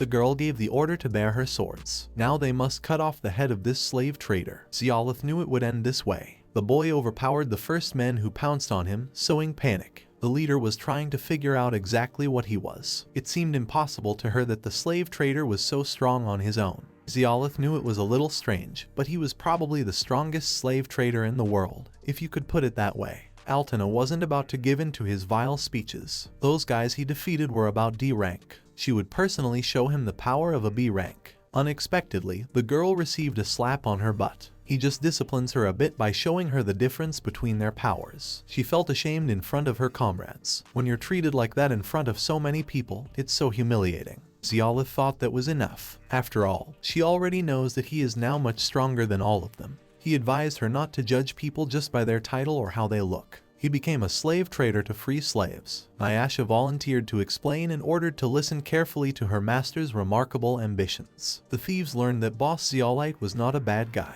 but the guy abruptly refused their offer to join the Dark Purple Panthers. Alina deeply apologized for the misunderstanding. Zeolite replied that as long as she understood, it was fine. It's great that they have a great sense of justice, but they shouldn't let it get into their heads. Alina agreed with him. Since he had kept her in line for so long, she offered to do it to her head next time. It made Zeo feel uncomfortable. They would give the thieves the rest of the meat, taking their share. His kindness despite them pointing their swords at him was astounding. In the end, it was just a misunderstanding. In addition, they were both eager to free the slaves. The thieves admired his strength. They began to call him older brother, even though he was younger. Alina thanked them for the pity they showed them. She would never forget his help. They have no hesitation to ask for their help no matter what. They said goodbye. The girl still couldn't forget that embarrassing incident. A gang member called out to her. He noticed that she was as red as a tomato. Alina wanted Zeolith to punish her again. The boy sensed something wrong, which gave him goosebumps. After analyzing the expenses, Zeolith concluded that they had no money left at all. It seemed to Nyasha as if the master was looking for something. The guy explained that they had spent their cash unnecessarily fast lately, and he was trying to figure out why. Nyasha asked, wasn't it because of Rise and Fam? They bought a huge amount of books the other day, but Zeolite had never seen them read so many books before. Rise showed her a few of them, and some of them are records on how to effectively increase the number of his slaves, and some are for managing and increasing finances. It became clear that even they were doing their best, learning how to improve the village with his money, but at least they are helping to accomplish the master's goal. Alina greeted him with the fact that he had an excellent choice from today's requests. If so, the guy asked to give them something that would take all day tomorrow, with a decent payout. Alina thinks there are some that are suitable for this level of difficulty. Zeolith asked if there was a problem. The girl answered with a denial. She just figured if they were asking for something with a decent payout, they had finally decided to get serious about their responsibilities. She thinks it's much better than being a slave trader, at least. Zeo wouldn't say that. He just doesn't have enough money. That's too bad. Then she thinks it's the request with the highest reward. However, there is one condition associated with it. It seems that they must pass some form of examination before accepting this request. Because of this, it seemed that no one had passed the exam yet. For Nyasha's excessive curiosity, he pinched her breasts. The guy reported that they would take this assignment. The girl handed over the map she drew at the testing ground. As for the client, it is a lady named Palest. Alina noticed a change in him. He attributed it to his good acquaintance with this client. So this lady is an acquaintance of Mr. Zeolite. She thought it was strange that a lady like her had ordered a request to eliminate bandits. But hearing that she is his acquaintance, she can somehow understand her. Zeolite felt as if she was hinting at something. Nyasha remarked that this request would expire soon, so they should hurry. The grounds for the trial, they are very close to the Golden Lion Tower. There was a real massacre here. Every one of them looks dead. They aren't so easy to kill, they just passed out. Patty didn't immediately realize that it was him and his friend. She inquired as to the reason he was here. Zeolith saw her request in the guild and thought he would take up the cause as well. The Elfess was confident that he would fulfill her request. He was confident in his abilities despite the danger of the task. Patty knows how strong he is, doesn't she? At least he thinks he will be more useful than these newcomers. The fighters declared that he talks too much for someone who came last. Shouldn't he have participated in the trial too? After all, it was written in the request. The elfess explained that she already knew that he was much stronger than her. There was no need to test him. If she refused, the adventurers would test him themselves. The guy saw that he had no choice. He's going to hammer into their skulls the fact that he's the only man worthy of fulfilling Patty's wishes. With this judgment, he drove the girl into the paint. The men took this woman as their property, but in fact the only one worthy of her is Zialif. He showed the newcomers what he could do, which was to be expected of him. Patty didn't even see him defeat them. Each was sent flying by that amazing move. As for the reason they came here, the guy asked to explain the details of the request. The task was to track down the human traffickers and slave traders they hired. She had received word from her hometown that most of their tribe had been enslaved in the vicinity of Berezzo, and that's why she's here. Zialite wondered. After all, if it was about something so big, wouldn't it be better to contact the authorities to organize it? The girl explained that the connection between her hometown and this place is cordial. There are no people they can trust. There seems to be some complicated circumstances here, but they must leave tomorrow. Of course, Patty has a plan, but she doesn't really know that much about their goals, so she can't judge the scope of what they need to do. They don't have enough information. Zialith should have gotten further updates before yesterday, but if only they could ask someone who knows how such groups work. Zio remembered people who know everything about the bandit lifestyle, although he wasn't sure if they could arrange a meeting. At any rate, they'll just go out and find them. The boys set out to find the first person knowledgeable about gang activity. Zialite knows he said this, but he actually has no idea how to do it. Nyasha suggested going to an informant. Such a person is bound to know something. Zio really didn't want to go to such a gloomy place again. He just feels like he will be dragged into something problematic. But they don't have time for that. They must quickly find Alina and her subordinates no matter what. Nyrus called out to the boys. She noticed their uneasiness and offered her help. No matter how apathetic he thinks she is still a teacher. He never knows for sure, maybe she knows something that can help. Zialith reflected that someone who is inextricably linked to the slave auction like her must know about the bandits' actions. For better or worse, it was still worth listening to what she had to say. The boy decided to tell her his purpose. She found out what Zialith was helping Patty with. She didn't like the fact that the guys were going to a dangerous place without telling her. He should try not to impress her too much. She realizes that Patty wants to save her tribesmen. That's why she became a slave trader. That's why they are looking for someone who has any information related to the bandits. Unfortunately, they have no idea where they might be. The gang of noble thieves were called the Crimson Black Panthers, led by a lady named Alina. At this, Nyrus choked on her tea. From her reaction, it seemed as if she knew who Alina was, but the girl claimed otherwise. If they were talking about where she was now, Nyrus might know something. She drew him a map. The girl thinks there is a good chance of their meeting her if they go here. Nyrus asks how Alina is doing. She seemed to be having some sort of problem with her body, but he thinks she's doing fine. Then everything is fine. Zio asked repeatedly if she was sure she had nothing to do with it. Nyrus stated that he would find out everything when he got there. He expressed his great gratitude to her. They would be on their way by now. The teacher asked to take care and not to push Alina too hard. Left to herself, Nyrus laughed at being the head of a gang of noble thieves. Patty, upon arriving at the tavern, was surprised that he was going to find someone useful here. The first thing that caught Nyasha's eye was the flavorful meat. They had learned it from Sensei, so Zialite figured it must be right. When the elf girl heard that this person was a noble thief, she didn't expect such a crowded place. It's so in terms of the number of visitors here. Alina didn't expect to meet Zialith here. She was indeed here and inquired about the reason why he had come. The girl hoped that his purpose was to continue the punishment from that day. She offered to sit down and talk at the table. The boys really appreciated her help. Alina asked not to mention it. However, she must ask how they knew she was here. Zio replied that they heard about her whereabouts from one person, from their teacher who has been looking after them since professional school. The girl realized that they were talking about Nurse. He so knew that they knew her. It turned out that Nurse was her fencing teacher. The guy didn't think she knew how to swing a sword. He really shouldn't underestimate her. Girls often meet in the tavern. It became clear why she suggested going here. Zialite felt it necessary to note that when he mentioned that she had become the leader of a gang of noble thieves, she laughed. Alina knew she would laugh when she saw her in her predicament. Slave traders are all so strange. The guys decided to move on to why they came here. They are going to go on a quest to find slave traders with a large number of elven slaves. If she knows anything about it, he asked her to tell them.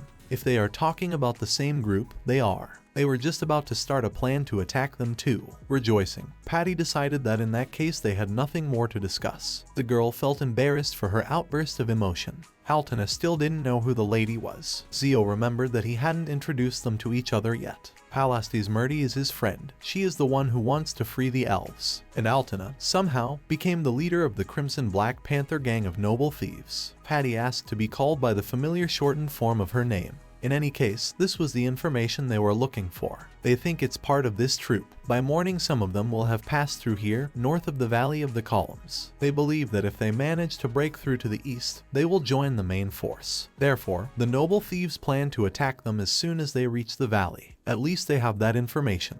The Elfis was delighted by their professional surveillance. They think it's a good plan, so they would like to participate along with the Crimson Black Panthers. Alina thought this option was the most reliable. To do so would be the right decision. As far as they knew, this contingent of the party had at least 10 wagons. Given the area of the valley, they would have no choice but to line up. Whatever firepower they possess will surely be dispersed. Alina will lead her best men to hold them back at the front. She asked to take care of their center. Patty will take the best of her men and approach them from the rear. Their focus should be solely on their attacks in their front and center. During the confusion, they must free and take care of the prisoners. This is the perfect plan that they should have no problems with. Alina asked to point out problems if there were any. Her behavior seemed strange to him. Guy didn't understand why she was sulking.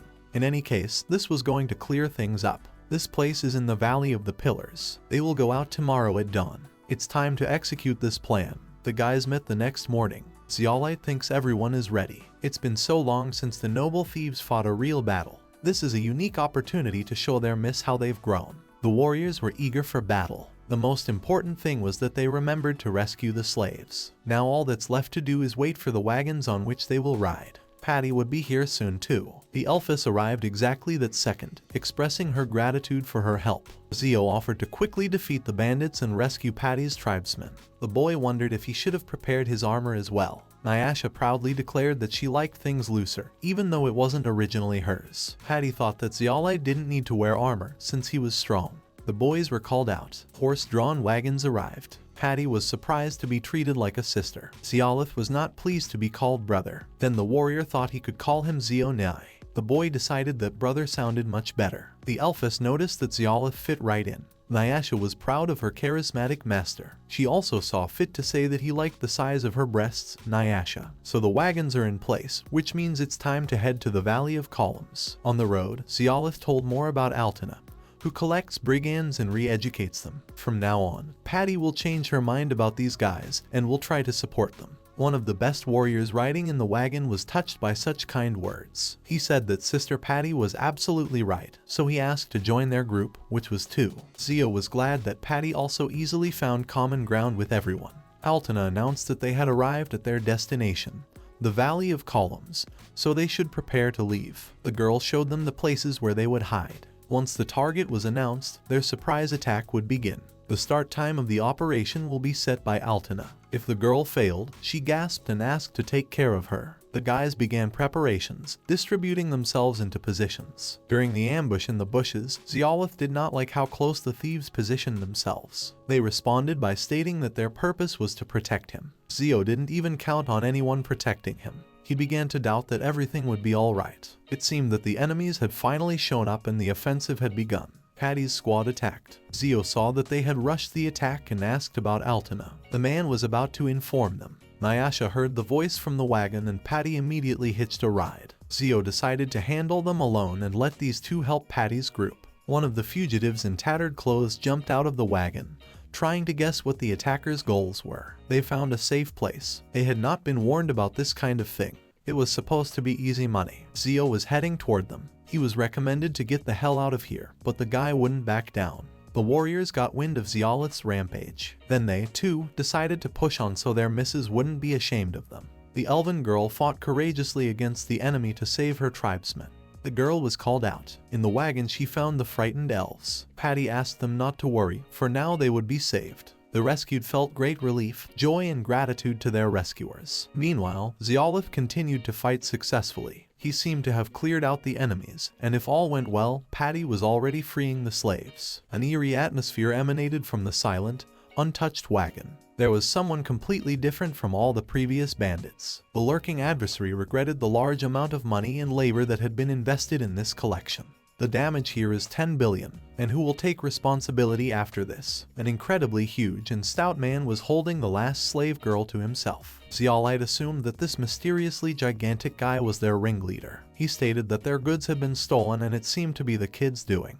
The man asked how he even knew about their journey and how he was going to pay the bills. His huge unsheathed sword slammed into the ground without hitting Zeolith, who managed to bounce away. The stranger was impressed by this. The guy analyzed that he was slow, but it was best not to mess around with such strength. Displaying physical skills was pointless here, so Zeo used magic. The ringleader slowed him down, reminding him of the girl he might hurt. He used her as a shield, considering her the best commodity, but he didn't mind if he got a little scratched. The big guy was clearly cowardly and cruel, but the girl was willing to accept any decision he made without fear of being killed. Zeolite must now think of a plan of further action. Patty's group is nearby, and he can't use his powers. Besides, the list of magic that can be used to free the hostage is extremely limited.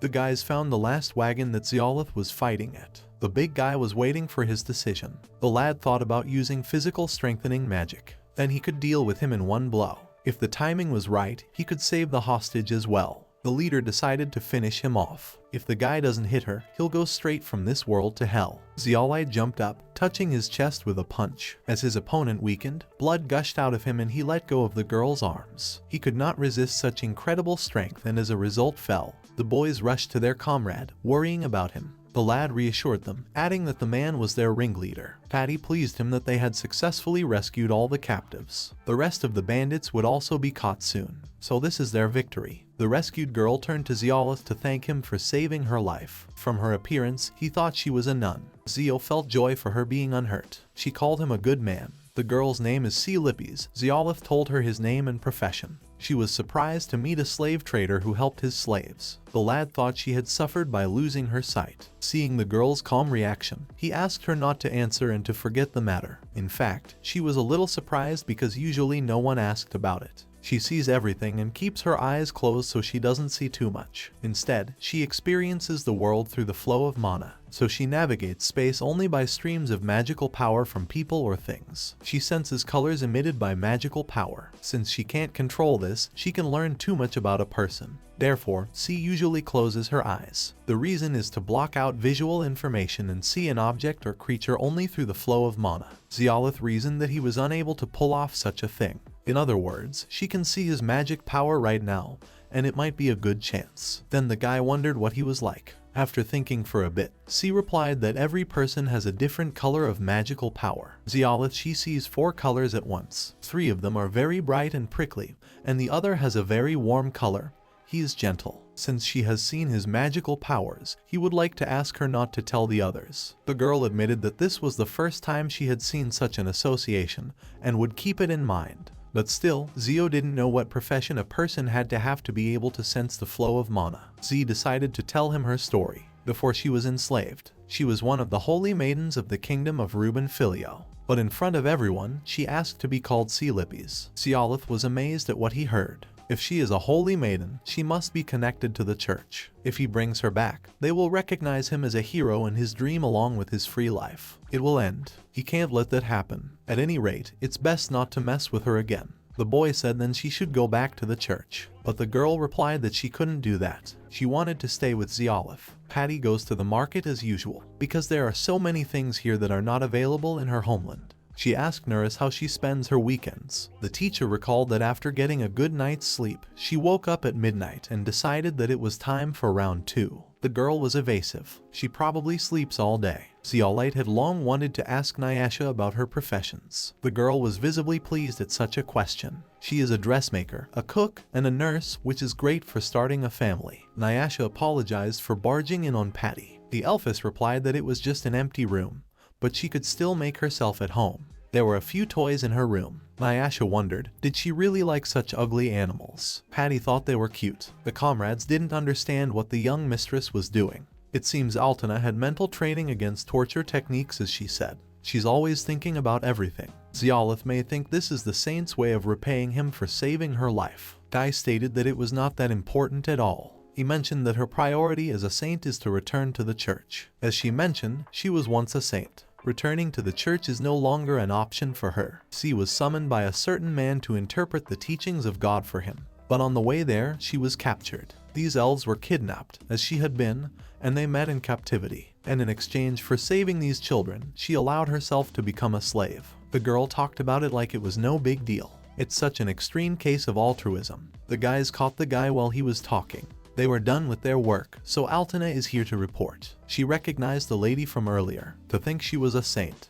The situation seemed strange to Nyasha. Even if it was another country, one would think that they had at least heard rumors about it. Alina supported her. The church was probably relentlessly searching for her. But unfortunately, they don't have access to such information. She also thinks that the church has been searching for her secretly. After all, they tend to hide unfavorable information. Once someone goes missing for a certain period of time, the church announces that they have been called by God. They are then included in the lists of those who died in the line of duty. It had been over a year since she had been enslaved. Quite what this may indicate is likely. But as Zeolite figured, if they found her, people would surely be happy to see her return. The girl knew that was not the case. Those who return after having died in the line of duty are considered abandoned by the god and on a path that goes against his will. If she returned, she would not be a saint, she would be called a quasi-saint for the rest of her life. Nyasha was outraged at how unfair this was. It is the same as them telling her to live in disgrace until she dies. Alina concluded that it was deliberately structured so that no one would ever return. She apologized for putting it that way, but they are the ones who hide all their problems under the rug. As far as Zeolite understands, those are her circumstances right now. He can't make her come back knowing such things. At that time, she was glad that she could go with him. But they were two different things. They would ask her to lead a squad of Crimson Black Panthers. Alina appreciated the suggested idea. Boys sometimes get too excited and there are too many of them to handle alone. Having a saint lead them would definitely be reassuring. However, it all depends on whether Her Holiness will agree to it. She stated that everything happens as God has ordained. She is only a former saint, but if they want to get her, then she will gladly accompany them. Alina shook her hand. It was time to return to report back to the guild about what had happened here. Alina confirmed all their documents, but there is a bounty on the heads of so many of them. Just what history do they have to justify so many? Alina inquired, since when have so many women served Zeolith? The boy hoped they wouldn't think badly of him. They helped them in this incident. The girl declared that it was none of her business. She was about to prepare a reward, but Zeo slowed her down. He needed to talk to the guildmaster, so he requested a meeting with him. Alina understood his request and went to fetch him. Blazer graciously accommodated the boys on the couch across the hall. Alina and Patty hesitated to sit down. They are in the presence of the guildmaster, and Zeolite seemed too relaxed to Patty. Alina, on the other hand, realized that she might be a noble, but she was still a thief. Zeolith explained to the girls that they were here primarily to talk. Blazer read the report on the elf rescue operation. It looked like Zeo had made a lot of money from it. The boy said that he had gotten help from some noble thieves. The guildmaster remembered that the girl had mentioned it before. He knew that she was a B-rank adventurer. He thought it was strange that she had stopped coming, but to think that she had joined a gang of noble thieves. Zeolith explained more about them. They are a group of former brigands called the Crimson Black Panthers. Some of them are convicted criminals. Their guild must have been watching them too. They had been of great help to them this time.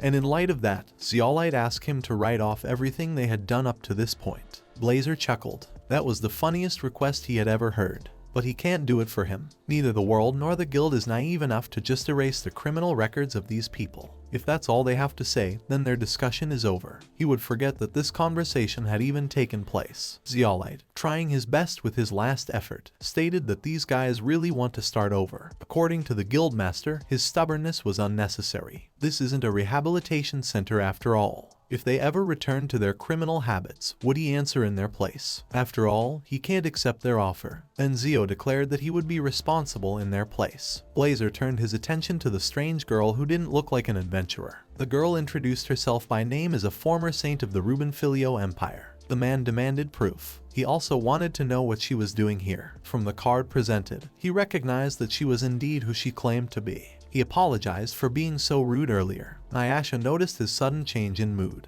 Blazer didn't feel the need to justify himself to her. It is not publicized, but the guild receives a lot of financial support from the church. The guild is an inferior branch of the church in everything but name. Being a follower of baptismalism is one of the prerequisites for becoming a guildmaster. Naturally, he is also one. As pathetic as it sounds, he had no idea it was that bad.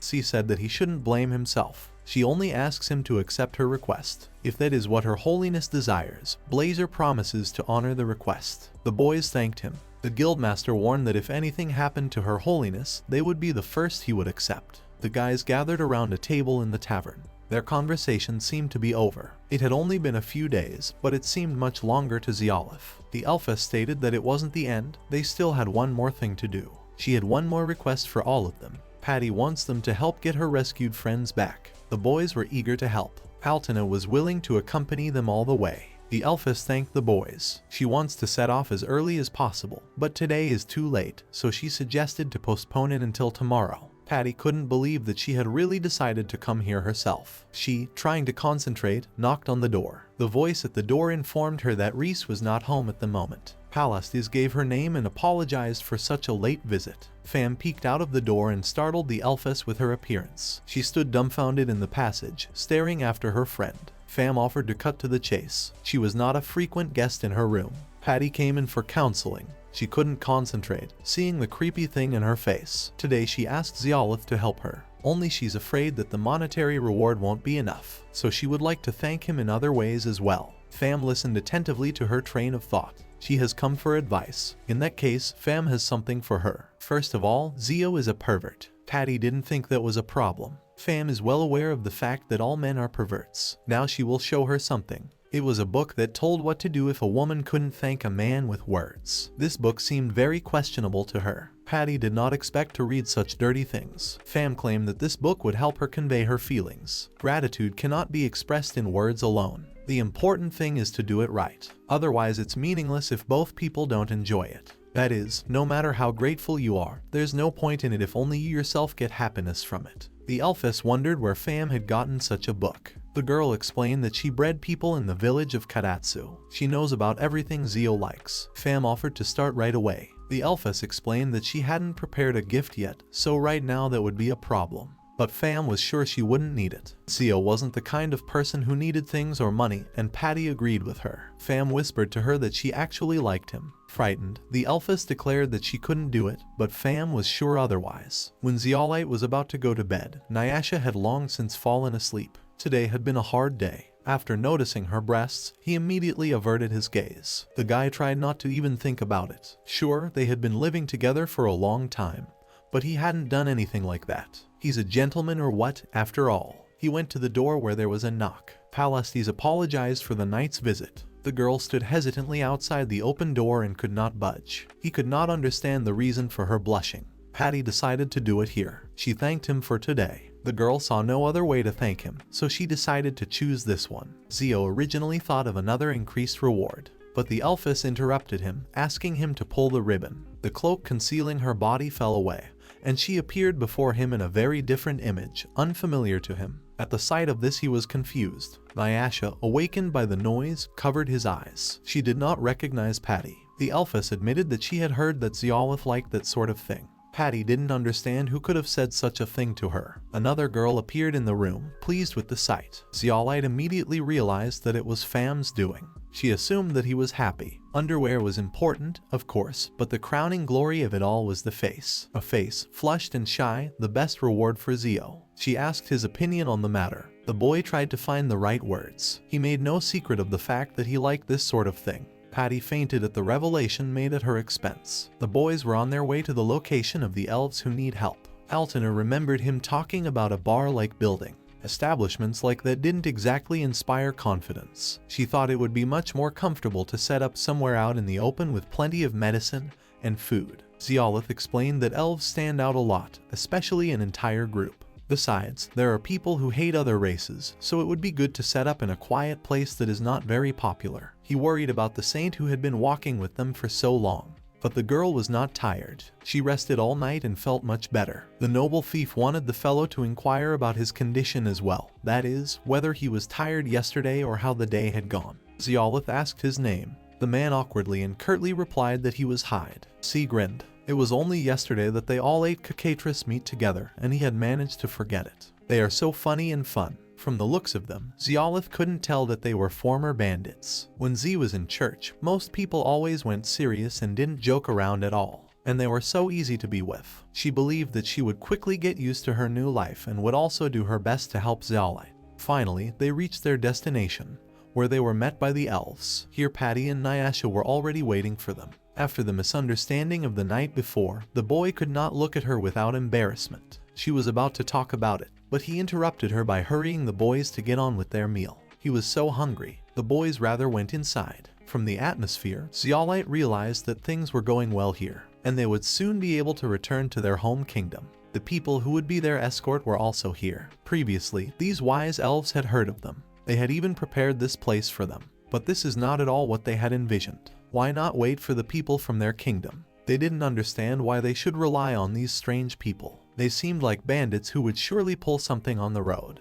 But someone's determined voice dared to oppose them. Patty declared that they had risked their lives to save them all. And they, without even figuring it out, started insulting them from the doorstep, for which they should be ashamed. They were surprised that Palest was capable of getting so angry. She apologized to Ziolith. The lad knew how much suffering the slave traders had brought to the elves. He realizes they can't just trust them like that. Besides, these guys have nothing to do with the royal army, and their faces look more like bandits.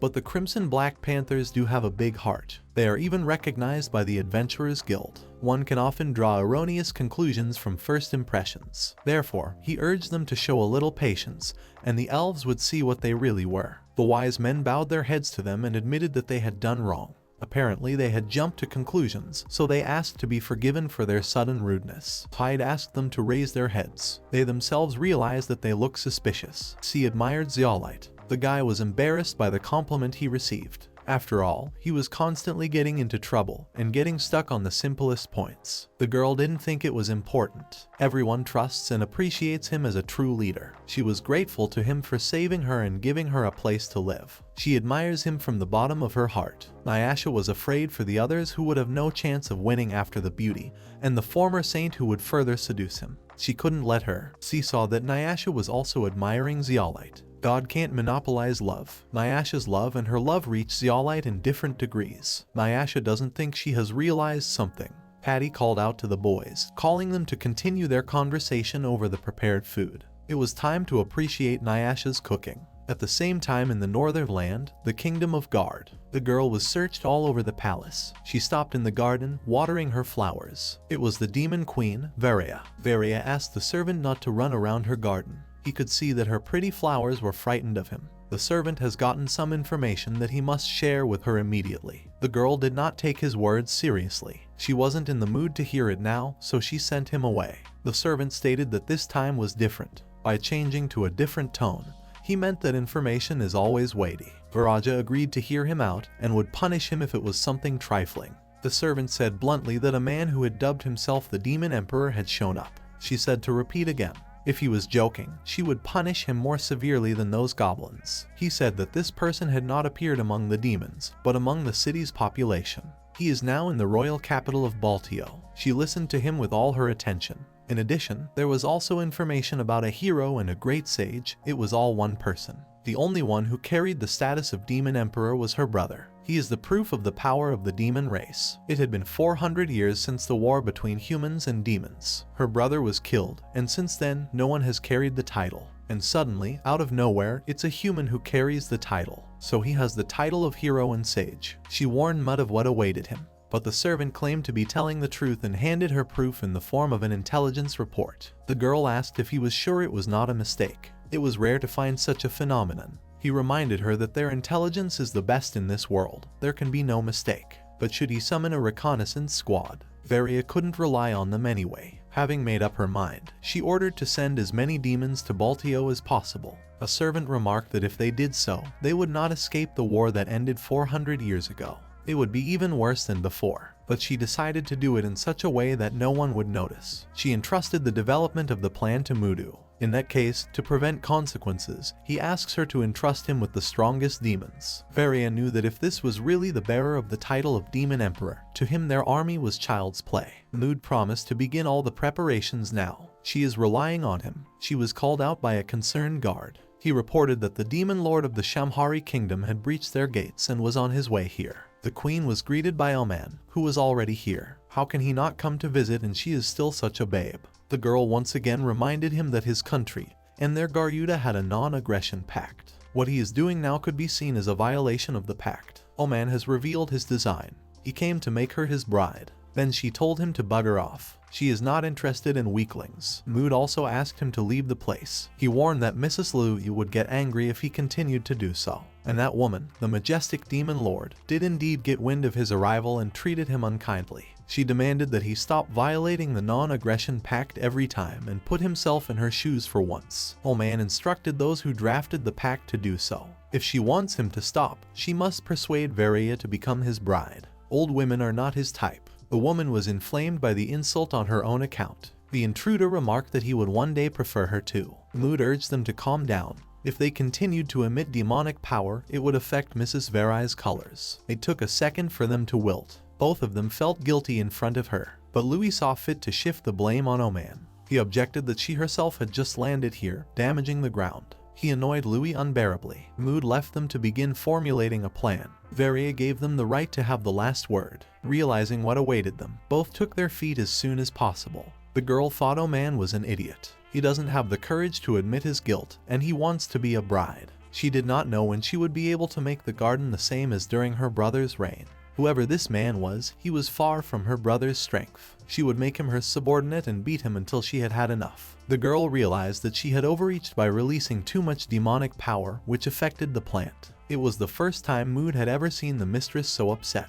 It would be good if this man had no ill will toward their country. He swore on his own name that he would successfully carry out this operation. Meanwhile in Baltio, the girl was tired of desperately poring over papers. But suddenly, Nuris saw what she was looking for. Nyrus was glad to see the guys. They don't come in here often. Ziolith was surprised to see her office in such disrepair, strewn with scattered papers. She blamed it on her laziness. The teacher wanted him to sign a document regarding the fighting tournament. If he was interested, he could do it. The boy firmly stated that he didn't like it. If he signs, he will join them. Nyrus really wanted Zeolite to join them. First of all, he asked her to tell him why she wanted to participate. The girl had many reasons. She means it is because of many circumstances. Nyasha discovered that it was all gambling bills. That was one of the reasons. She was overjoyed that she had lost all her money. Zeolite doubted that she was still a teacher. For this reason, she felt that he should help the poor teacher. Iris had heard from the guild leader that he could stand up for himself. No one would bet on an F-rank adventurer, but she would bet on him.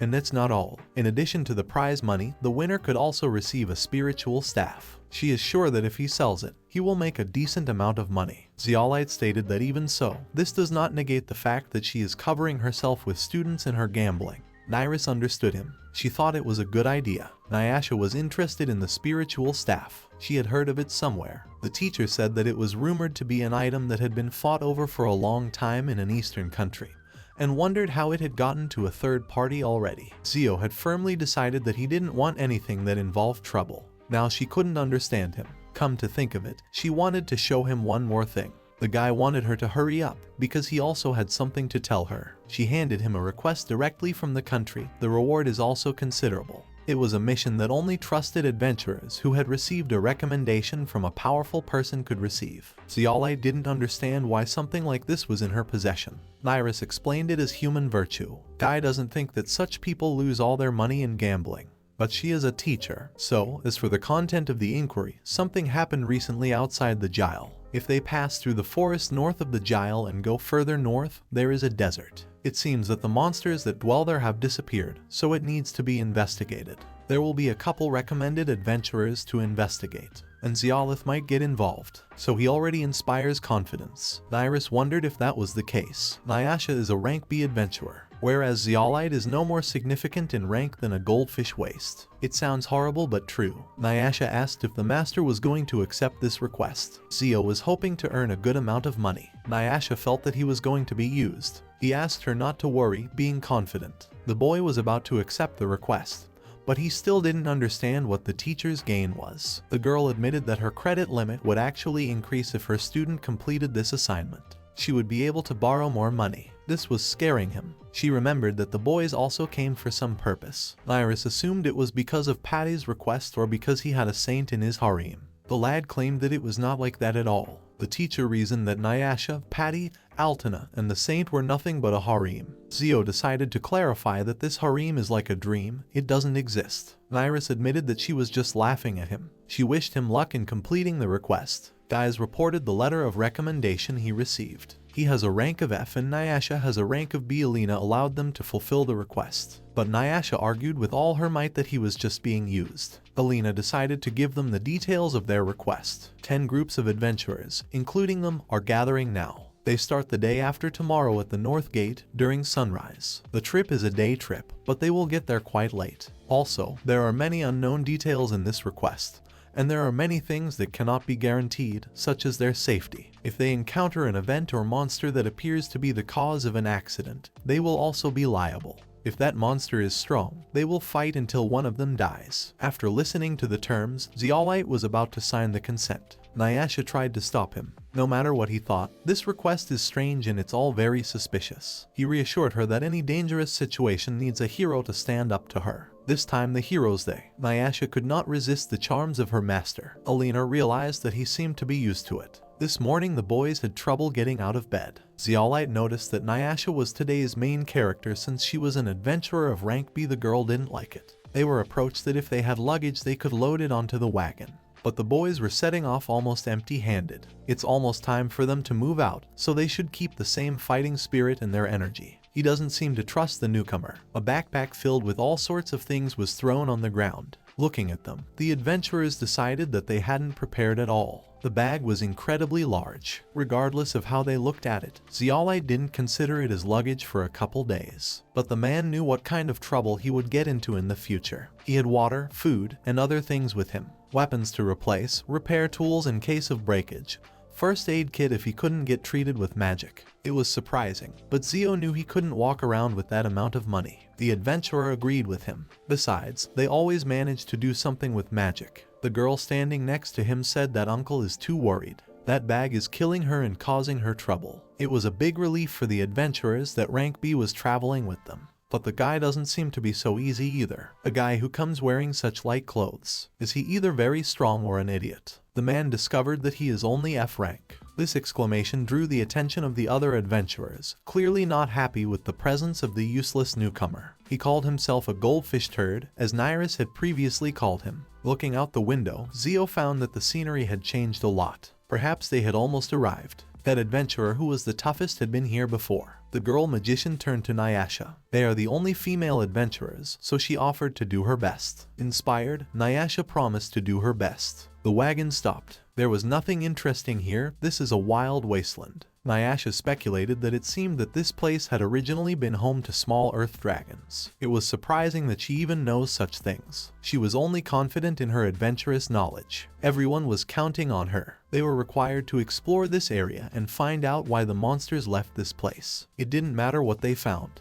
They should report everything they found. He said it surprisingly very easily, but there was nothing here. Zeolite can sense magic power pretty far away. Nyasha has no choice but to look for tracks or something. Nyasha rushed over to the guys who were animatedly discussing something. They wouldn't talk to him as an F-ranker. He left it to Nyasha. The mysterious man who took off his hood laughed that even his girlfriend had left him. The boy warily asked who he was. The man saw that most of them were in a hurry to find a clue, but it was difficult for F-rank kids, so he offered him something. This strange stone had a peculiar odor. It was soaked in the urine of a fire bird and was found by him. Usually the odor of their urine disappears after 10 days. He means this is proof that even a few days ago there were firebirds here. So the mysterious man offered to buy this stone from him. Zeolite declared that he had no need for such a thing. The man tried to convince him that there was nothing to worry about. He would show it to the guild guys and get the next letter of recommendation, and he would make some money. Zeolite thought that all the adventurers from the recommendation would be decent people, but it seems that they are not. The boy realized that he had to be careful in the future. The man waited for his decision, but Zio still didn't change it.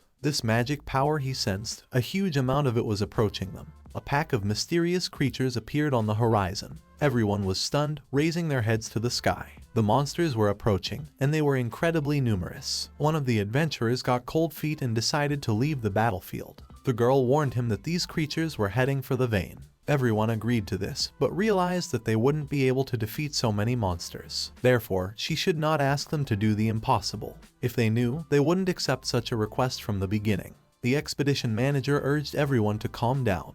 It should have been explained to them when they received the request that as long as they were here, they were obligated to confront these monsters. Then a stout man with a beard decided to voice his opinion. They are neither heroes nor hypocrites, but they are adventurers. He came here on request, so he has no choice but to fight. His call has worked on the others. If they win as many as they can, the guild will appreciate them properly. But if the guild disappears, they won't be able to receive the reward. A group with Zeolite and Nyasha joined them. The man in the robe wasn't going to fight the monsters and urged the others to do so. But the old man declared that they would fight. It was their mission. Zeolite had thought it would happen. Nyasha couldn't imagine what he was going to do in this situation. This is definitely a huge number of monsters. But with his magic, he could do something. The problem is that there are too many people around. There's no place to hide and attack them. Zeo can't use his power here, but he said he will pay for it. No one will listen to what F rank says. Then an ingenious thought struck him. From now on he wants Nyasha to be a hero. The girl was not sure she could do it. Zeolite reassured her that he would use magic to destroy the enemy,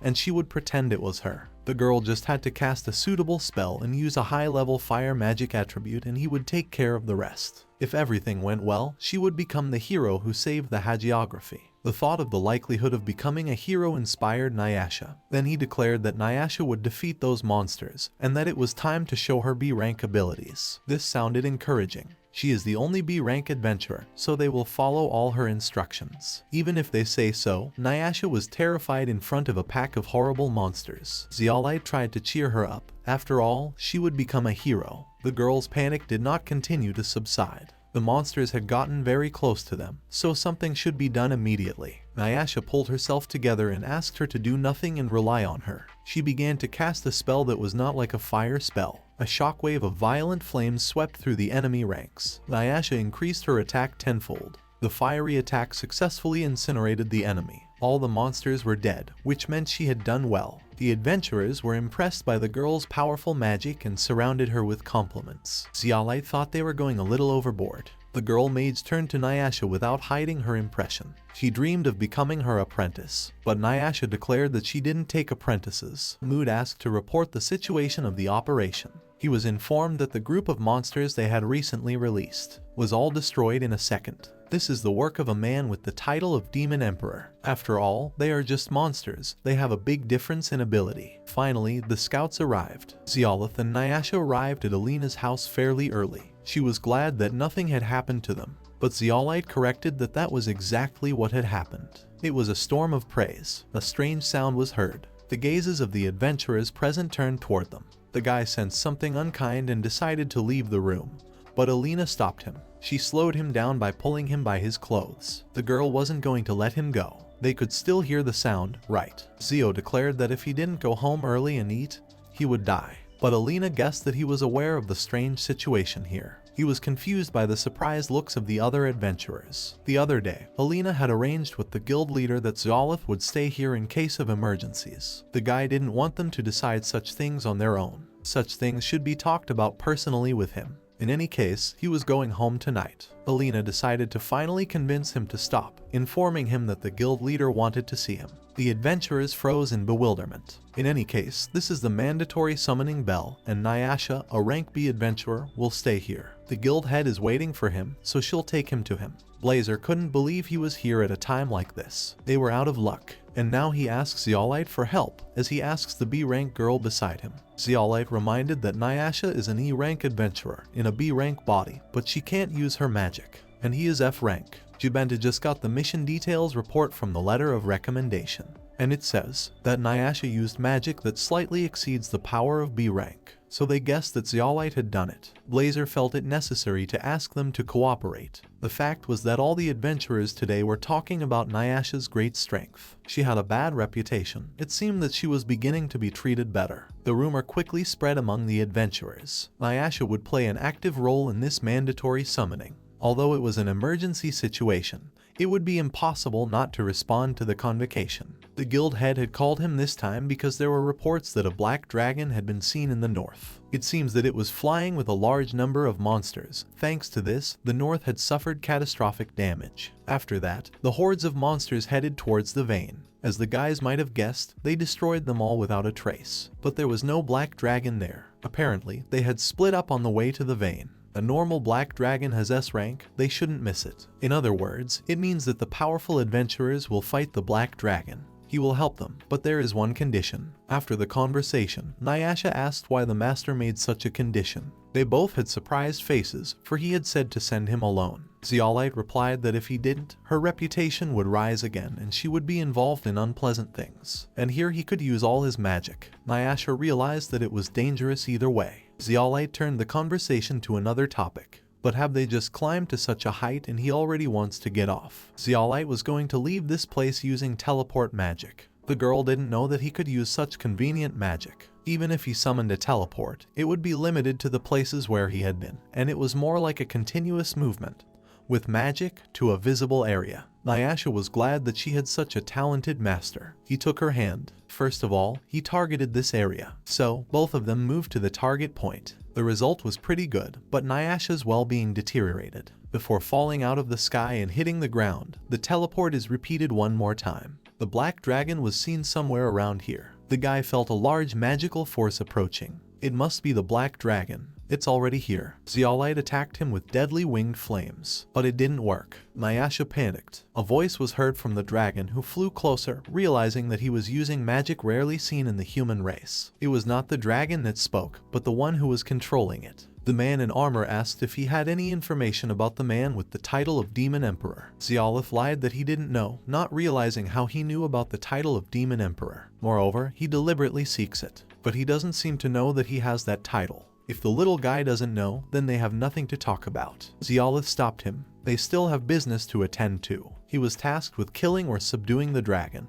The scout was surprised that he wanted to subdue a black dragon that was known to be the strongest in their Garda kingdom. For such a young man, he is too overconfident. The scout was not alone. Other companions interested in the boy's identity arrived. The latter was wary in the face of the increased number of foes. Nyasha knew that the kingdom of Garda was a land of demons. Joining her, he added that in former times they had fought with humans. The men regarded them with distrust. They are only scouts. Now that they know he is their enemy, he will die. Zeolith had no sword with him. The enemy is quite strong. It will be difficult. And there are 4 dragons against him. He remembered that there was something else. The guy was going to use Nyasha's dagger. Dragons have defense against magic. He would need a weapon. Zeo bent down to pick up the weapon. His hand stopped on the girl's buttocks, which came out quite by accident, because he just wanted to take the dagger. If they were done, the scouts were ready to send him to the other world. The battle had begun. Zeolith attacked the dragon with the breath of the divine phoenix, covering Nyasha. He carried her to safety for a while. For the subsequent attack, the guy strengthened his body. That's a pretty good technique. But next time, the scout believed he wouldn't escape his dragon's claws. The desperate guy ran straight into the clutches of his enemy. He swung his dagger, plunging it into the dragon's body. Blood gushed from it. The monster wheezed and opened its jaws. What was astonishing was that the kid had noticed the dragon's weak spot in an instant. Zeolith repelled the next attack from the scout with the same spell. The warrior couldn't understand why a human would use magic that belonged to demons. Zeo stopped in front of him with a serious expression. He kicked him with his foot, causing the scout to take a small flight, flying past his comrades. Zeolith declared that he would have won anyway because the man with the title of Demon Emperor was him.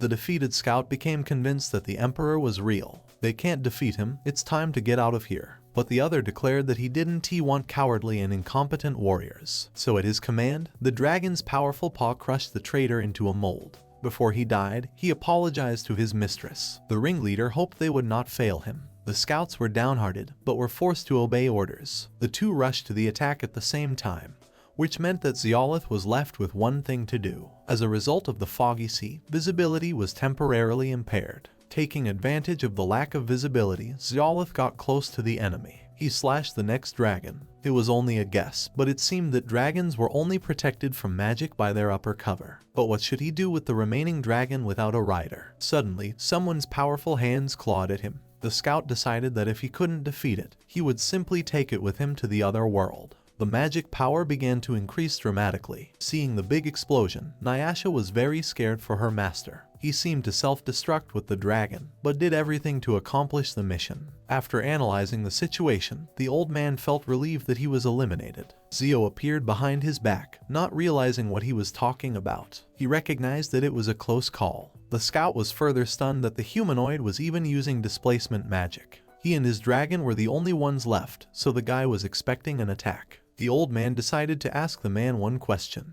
He had heard that the monsters that flew toward the vein this morning had been destroyed, and assumed that he had. Zialith confirmed his involvement. The scout admitted that he was quite strong, but he's going to die today. With that, he took him by surprise with his surprise attack. In addition to the body-strengthening magic, the displacement magic he had shown earlier, both are foul holy magic that demons hate. How can a person with the title of Demon Emperor use such magic? Hence, he does not have the title of Demon Emperor. This powerful old man seemed much stronger, as his sword swings were miraculously dodged. The guy had something he still wanted to say to him. In addition to Demon Emperor, he also has the titles of Hero and Great Sage. But the scout refused to believe him, mistaking him for a fraud or a liar. This was also the correct answer. A thorn seeped out of the ground, piercing through the body of the underdog. The old man still thought he was a coward and refused to believe it was true. He used magic while he fought with his sword. But did he say that he would only fight with a dagger? Zeolite really amused the old man.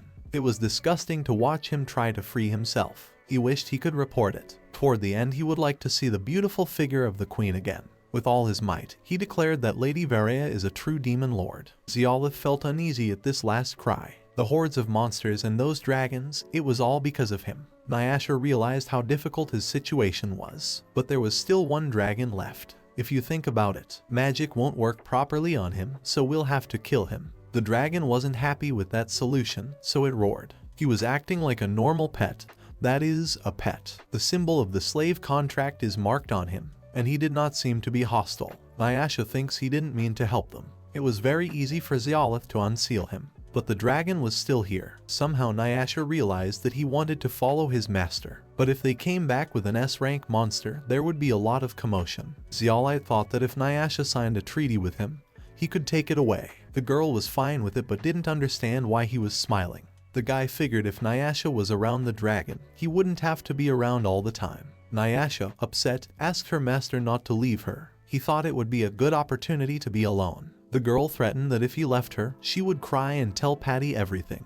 In that case, he had no choice. The dragon himself was pleased with the outcome. Nyasha named the dragon Kokai, because it is a black dragon. The girl was so straightforward, so Zeolith ordered the dragon to take them to the Vale. The people of the town were frightened by the appearance of a dragon on whose back someone was sitting. As they approached, they saw Zeolith, the master swordsman, with a girl. All these people seemed to have gathered for them. The adventurers gleefully greeted the heart-starting Nyasha. They thought she was the one who caught the dragon alive. It seems that she is no longer a treacherous vixen without knowing it. A perplexed Blazer made his way through the crowd. The guy asked the guild leader why he needed so many people. The vice president asked him a more appropriate question. Why did he bring the most dangerous monster into the city? They had just committed a crime and could be executed or banished from the city. Nyasha meanwhile was learning commands with her new pet. Zeolith calmly explained that they had signed a contract, so there was no danger. They should be allowed into the city. Thoth demanded proof, and, in fact, the proof was presented in plain sight. The creature obeyed all of the girl's commands. With that, Nyasha made a contract and the other dragons were destroyed.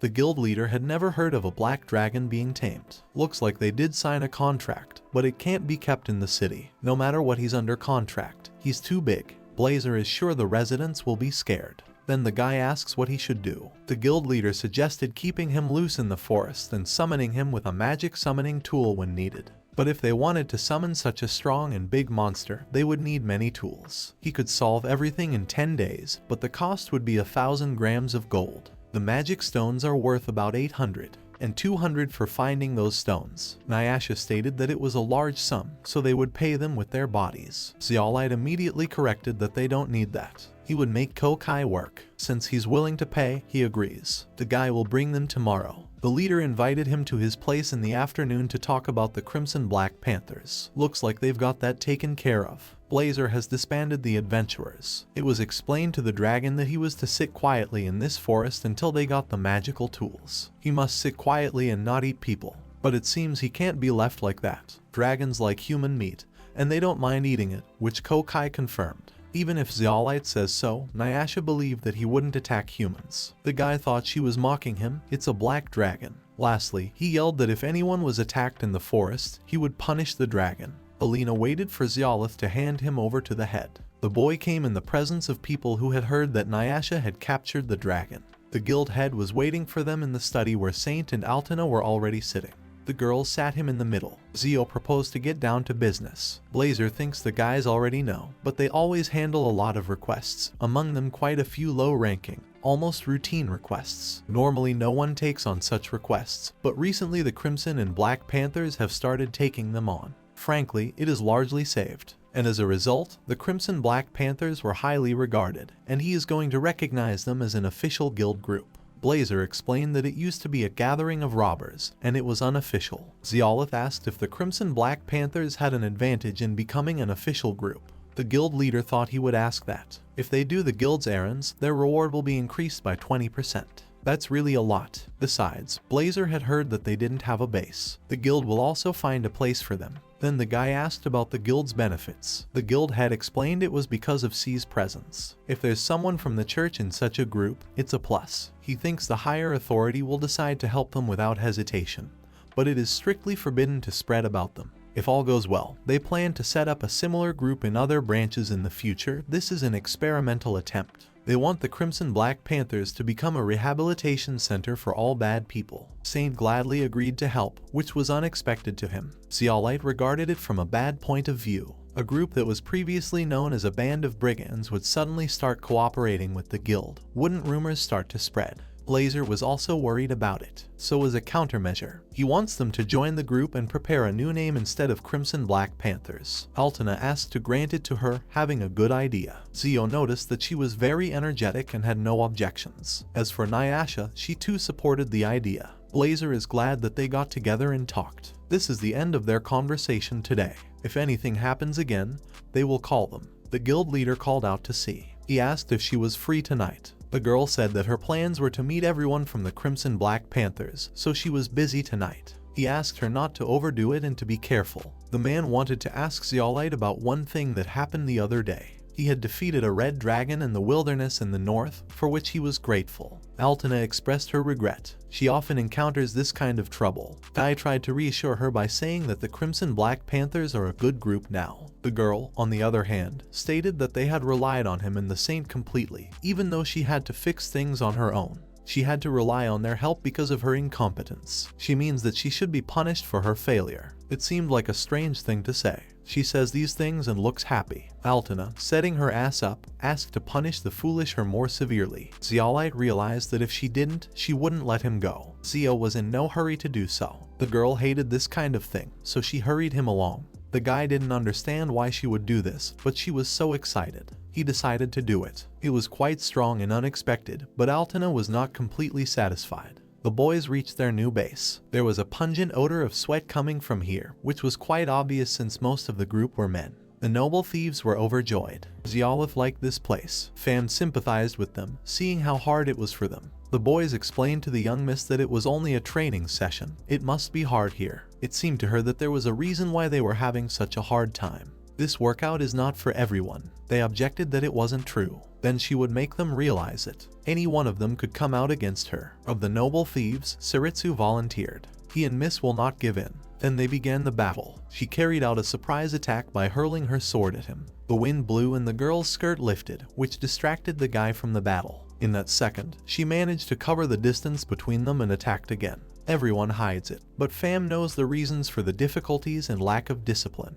They all lust for women. Saritsu lost because he was distracted by her underwear. After all, her eyes cannot be deceived. One thief expressed that he didn't want to say he couldn't concentrate on training because he wanted to play with the girls. She advised clearing her mind first before training her body. Fam first suggested going to a brothel and relaxing. The plump thief was afraid to go there alone. His comrades supported him. If they went together, it would be fine. They were going to take Zeolite with them. The men seemed to have their own topic of conversation, and Patty suggested that Rise go inside. Alina is pleased to announce the formation of a new secret society Black Panther without fangs. The boys were about to drink to their health, but Zeolith stopped them. After all, he couldn't remain silent. In his opinion, Black Panther without fangs was too weak a name. Does Alina know what a secret society is? The girl objected that even though he said that they were accepted into the guild, but it was supposedly unofficial. She can't afford official acceptance without permission, so she thought she would like to have a secret society here. No fangs means they are now kind. The reason is that it didn't please him. If so, she chose the name herself, so she asked to be punished. Zeolite would have wanted her to be more serious. Now they gave thanks for the food. The girls were glad for the opportunity to eat. They didn't seem to like waiting. Rise made herself known that she could wait. Brother Zio doesn't understand them at all. He better get over it. They are one family now. Nyasha stated that this is such an argument for herself. But someone remarked that she doesn't know how to hold back. The only times she holds back are when she gets instructions from her master. Rise called it a special relationship between Nyasha and Zio. Nyasha was proud to report that they lived together. Alina wanted to move in with them, which was abruptly denied. Zio's magical power is broken, and C hopes a piece of meat will calm him down. The boy doesn't think he can refuse. The girls watched with great jealousy as she was about to feed him. They decided that she was overdoing it. Rise thinks Zeolite is too spoiled, so she shouldn't do it. It's unnatural and embarrassing. Fam reminds her that Z is a saint. The girls became jealous seeing how happy he was. C knew that they all liked Zio. Love is something we share and God is very pleased with them.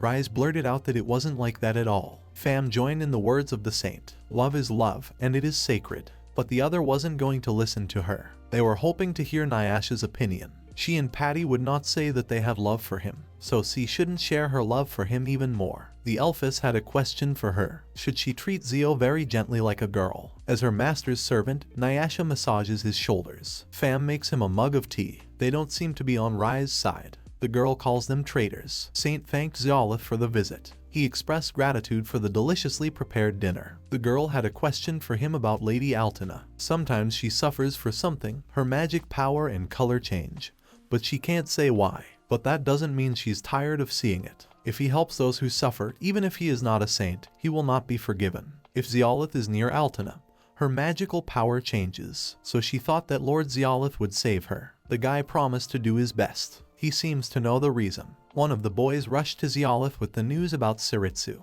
He confessed his love to his sister Fam. After reading Saritsu's love letter, she rejected him. This was a terrible act. Following this, he was informed of another trouble. The boy had healed a man with an injured leg. The man apologized, explaining his clumsiness by explaining that he had just begun training. Zio told him not to get up while he was seriously injured. The man was overly grateful to him. C was surprised that Lord Zeolith could use sacred magic, and this use without any spell casting. She even accidentally opened her eyes. Zeolith couldn't say anything about it. The girl realized something when she saw him up close. He is more marvelous than one can imagine. It makes her nervous. The members of the secret society took an example from him. Alina saw that he is no ordinary man. He is an amazing person who gathers people around him. She was impressed by his belligerent posture, so it is clear that this is not a simple matter. The Demon King himself has infiltrated the land of humans, and that is unheard of. Verea was dainty with the local specialties in the human market. There are so many humans here. They are like maggots. Mood warned her that it was dangerous to talk about it in this country.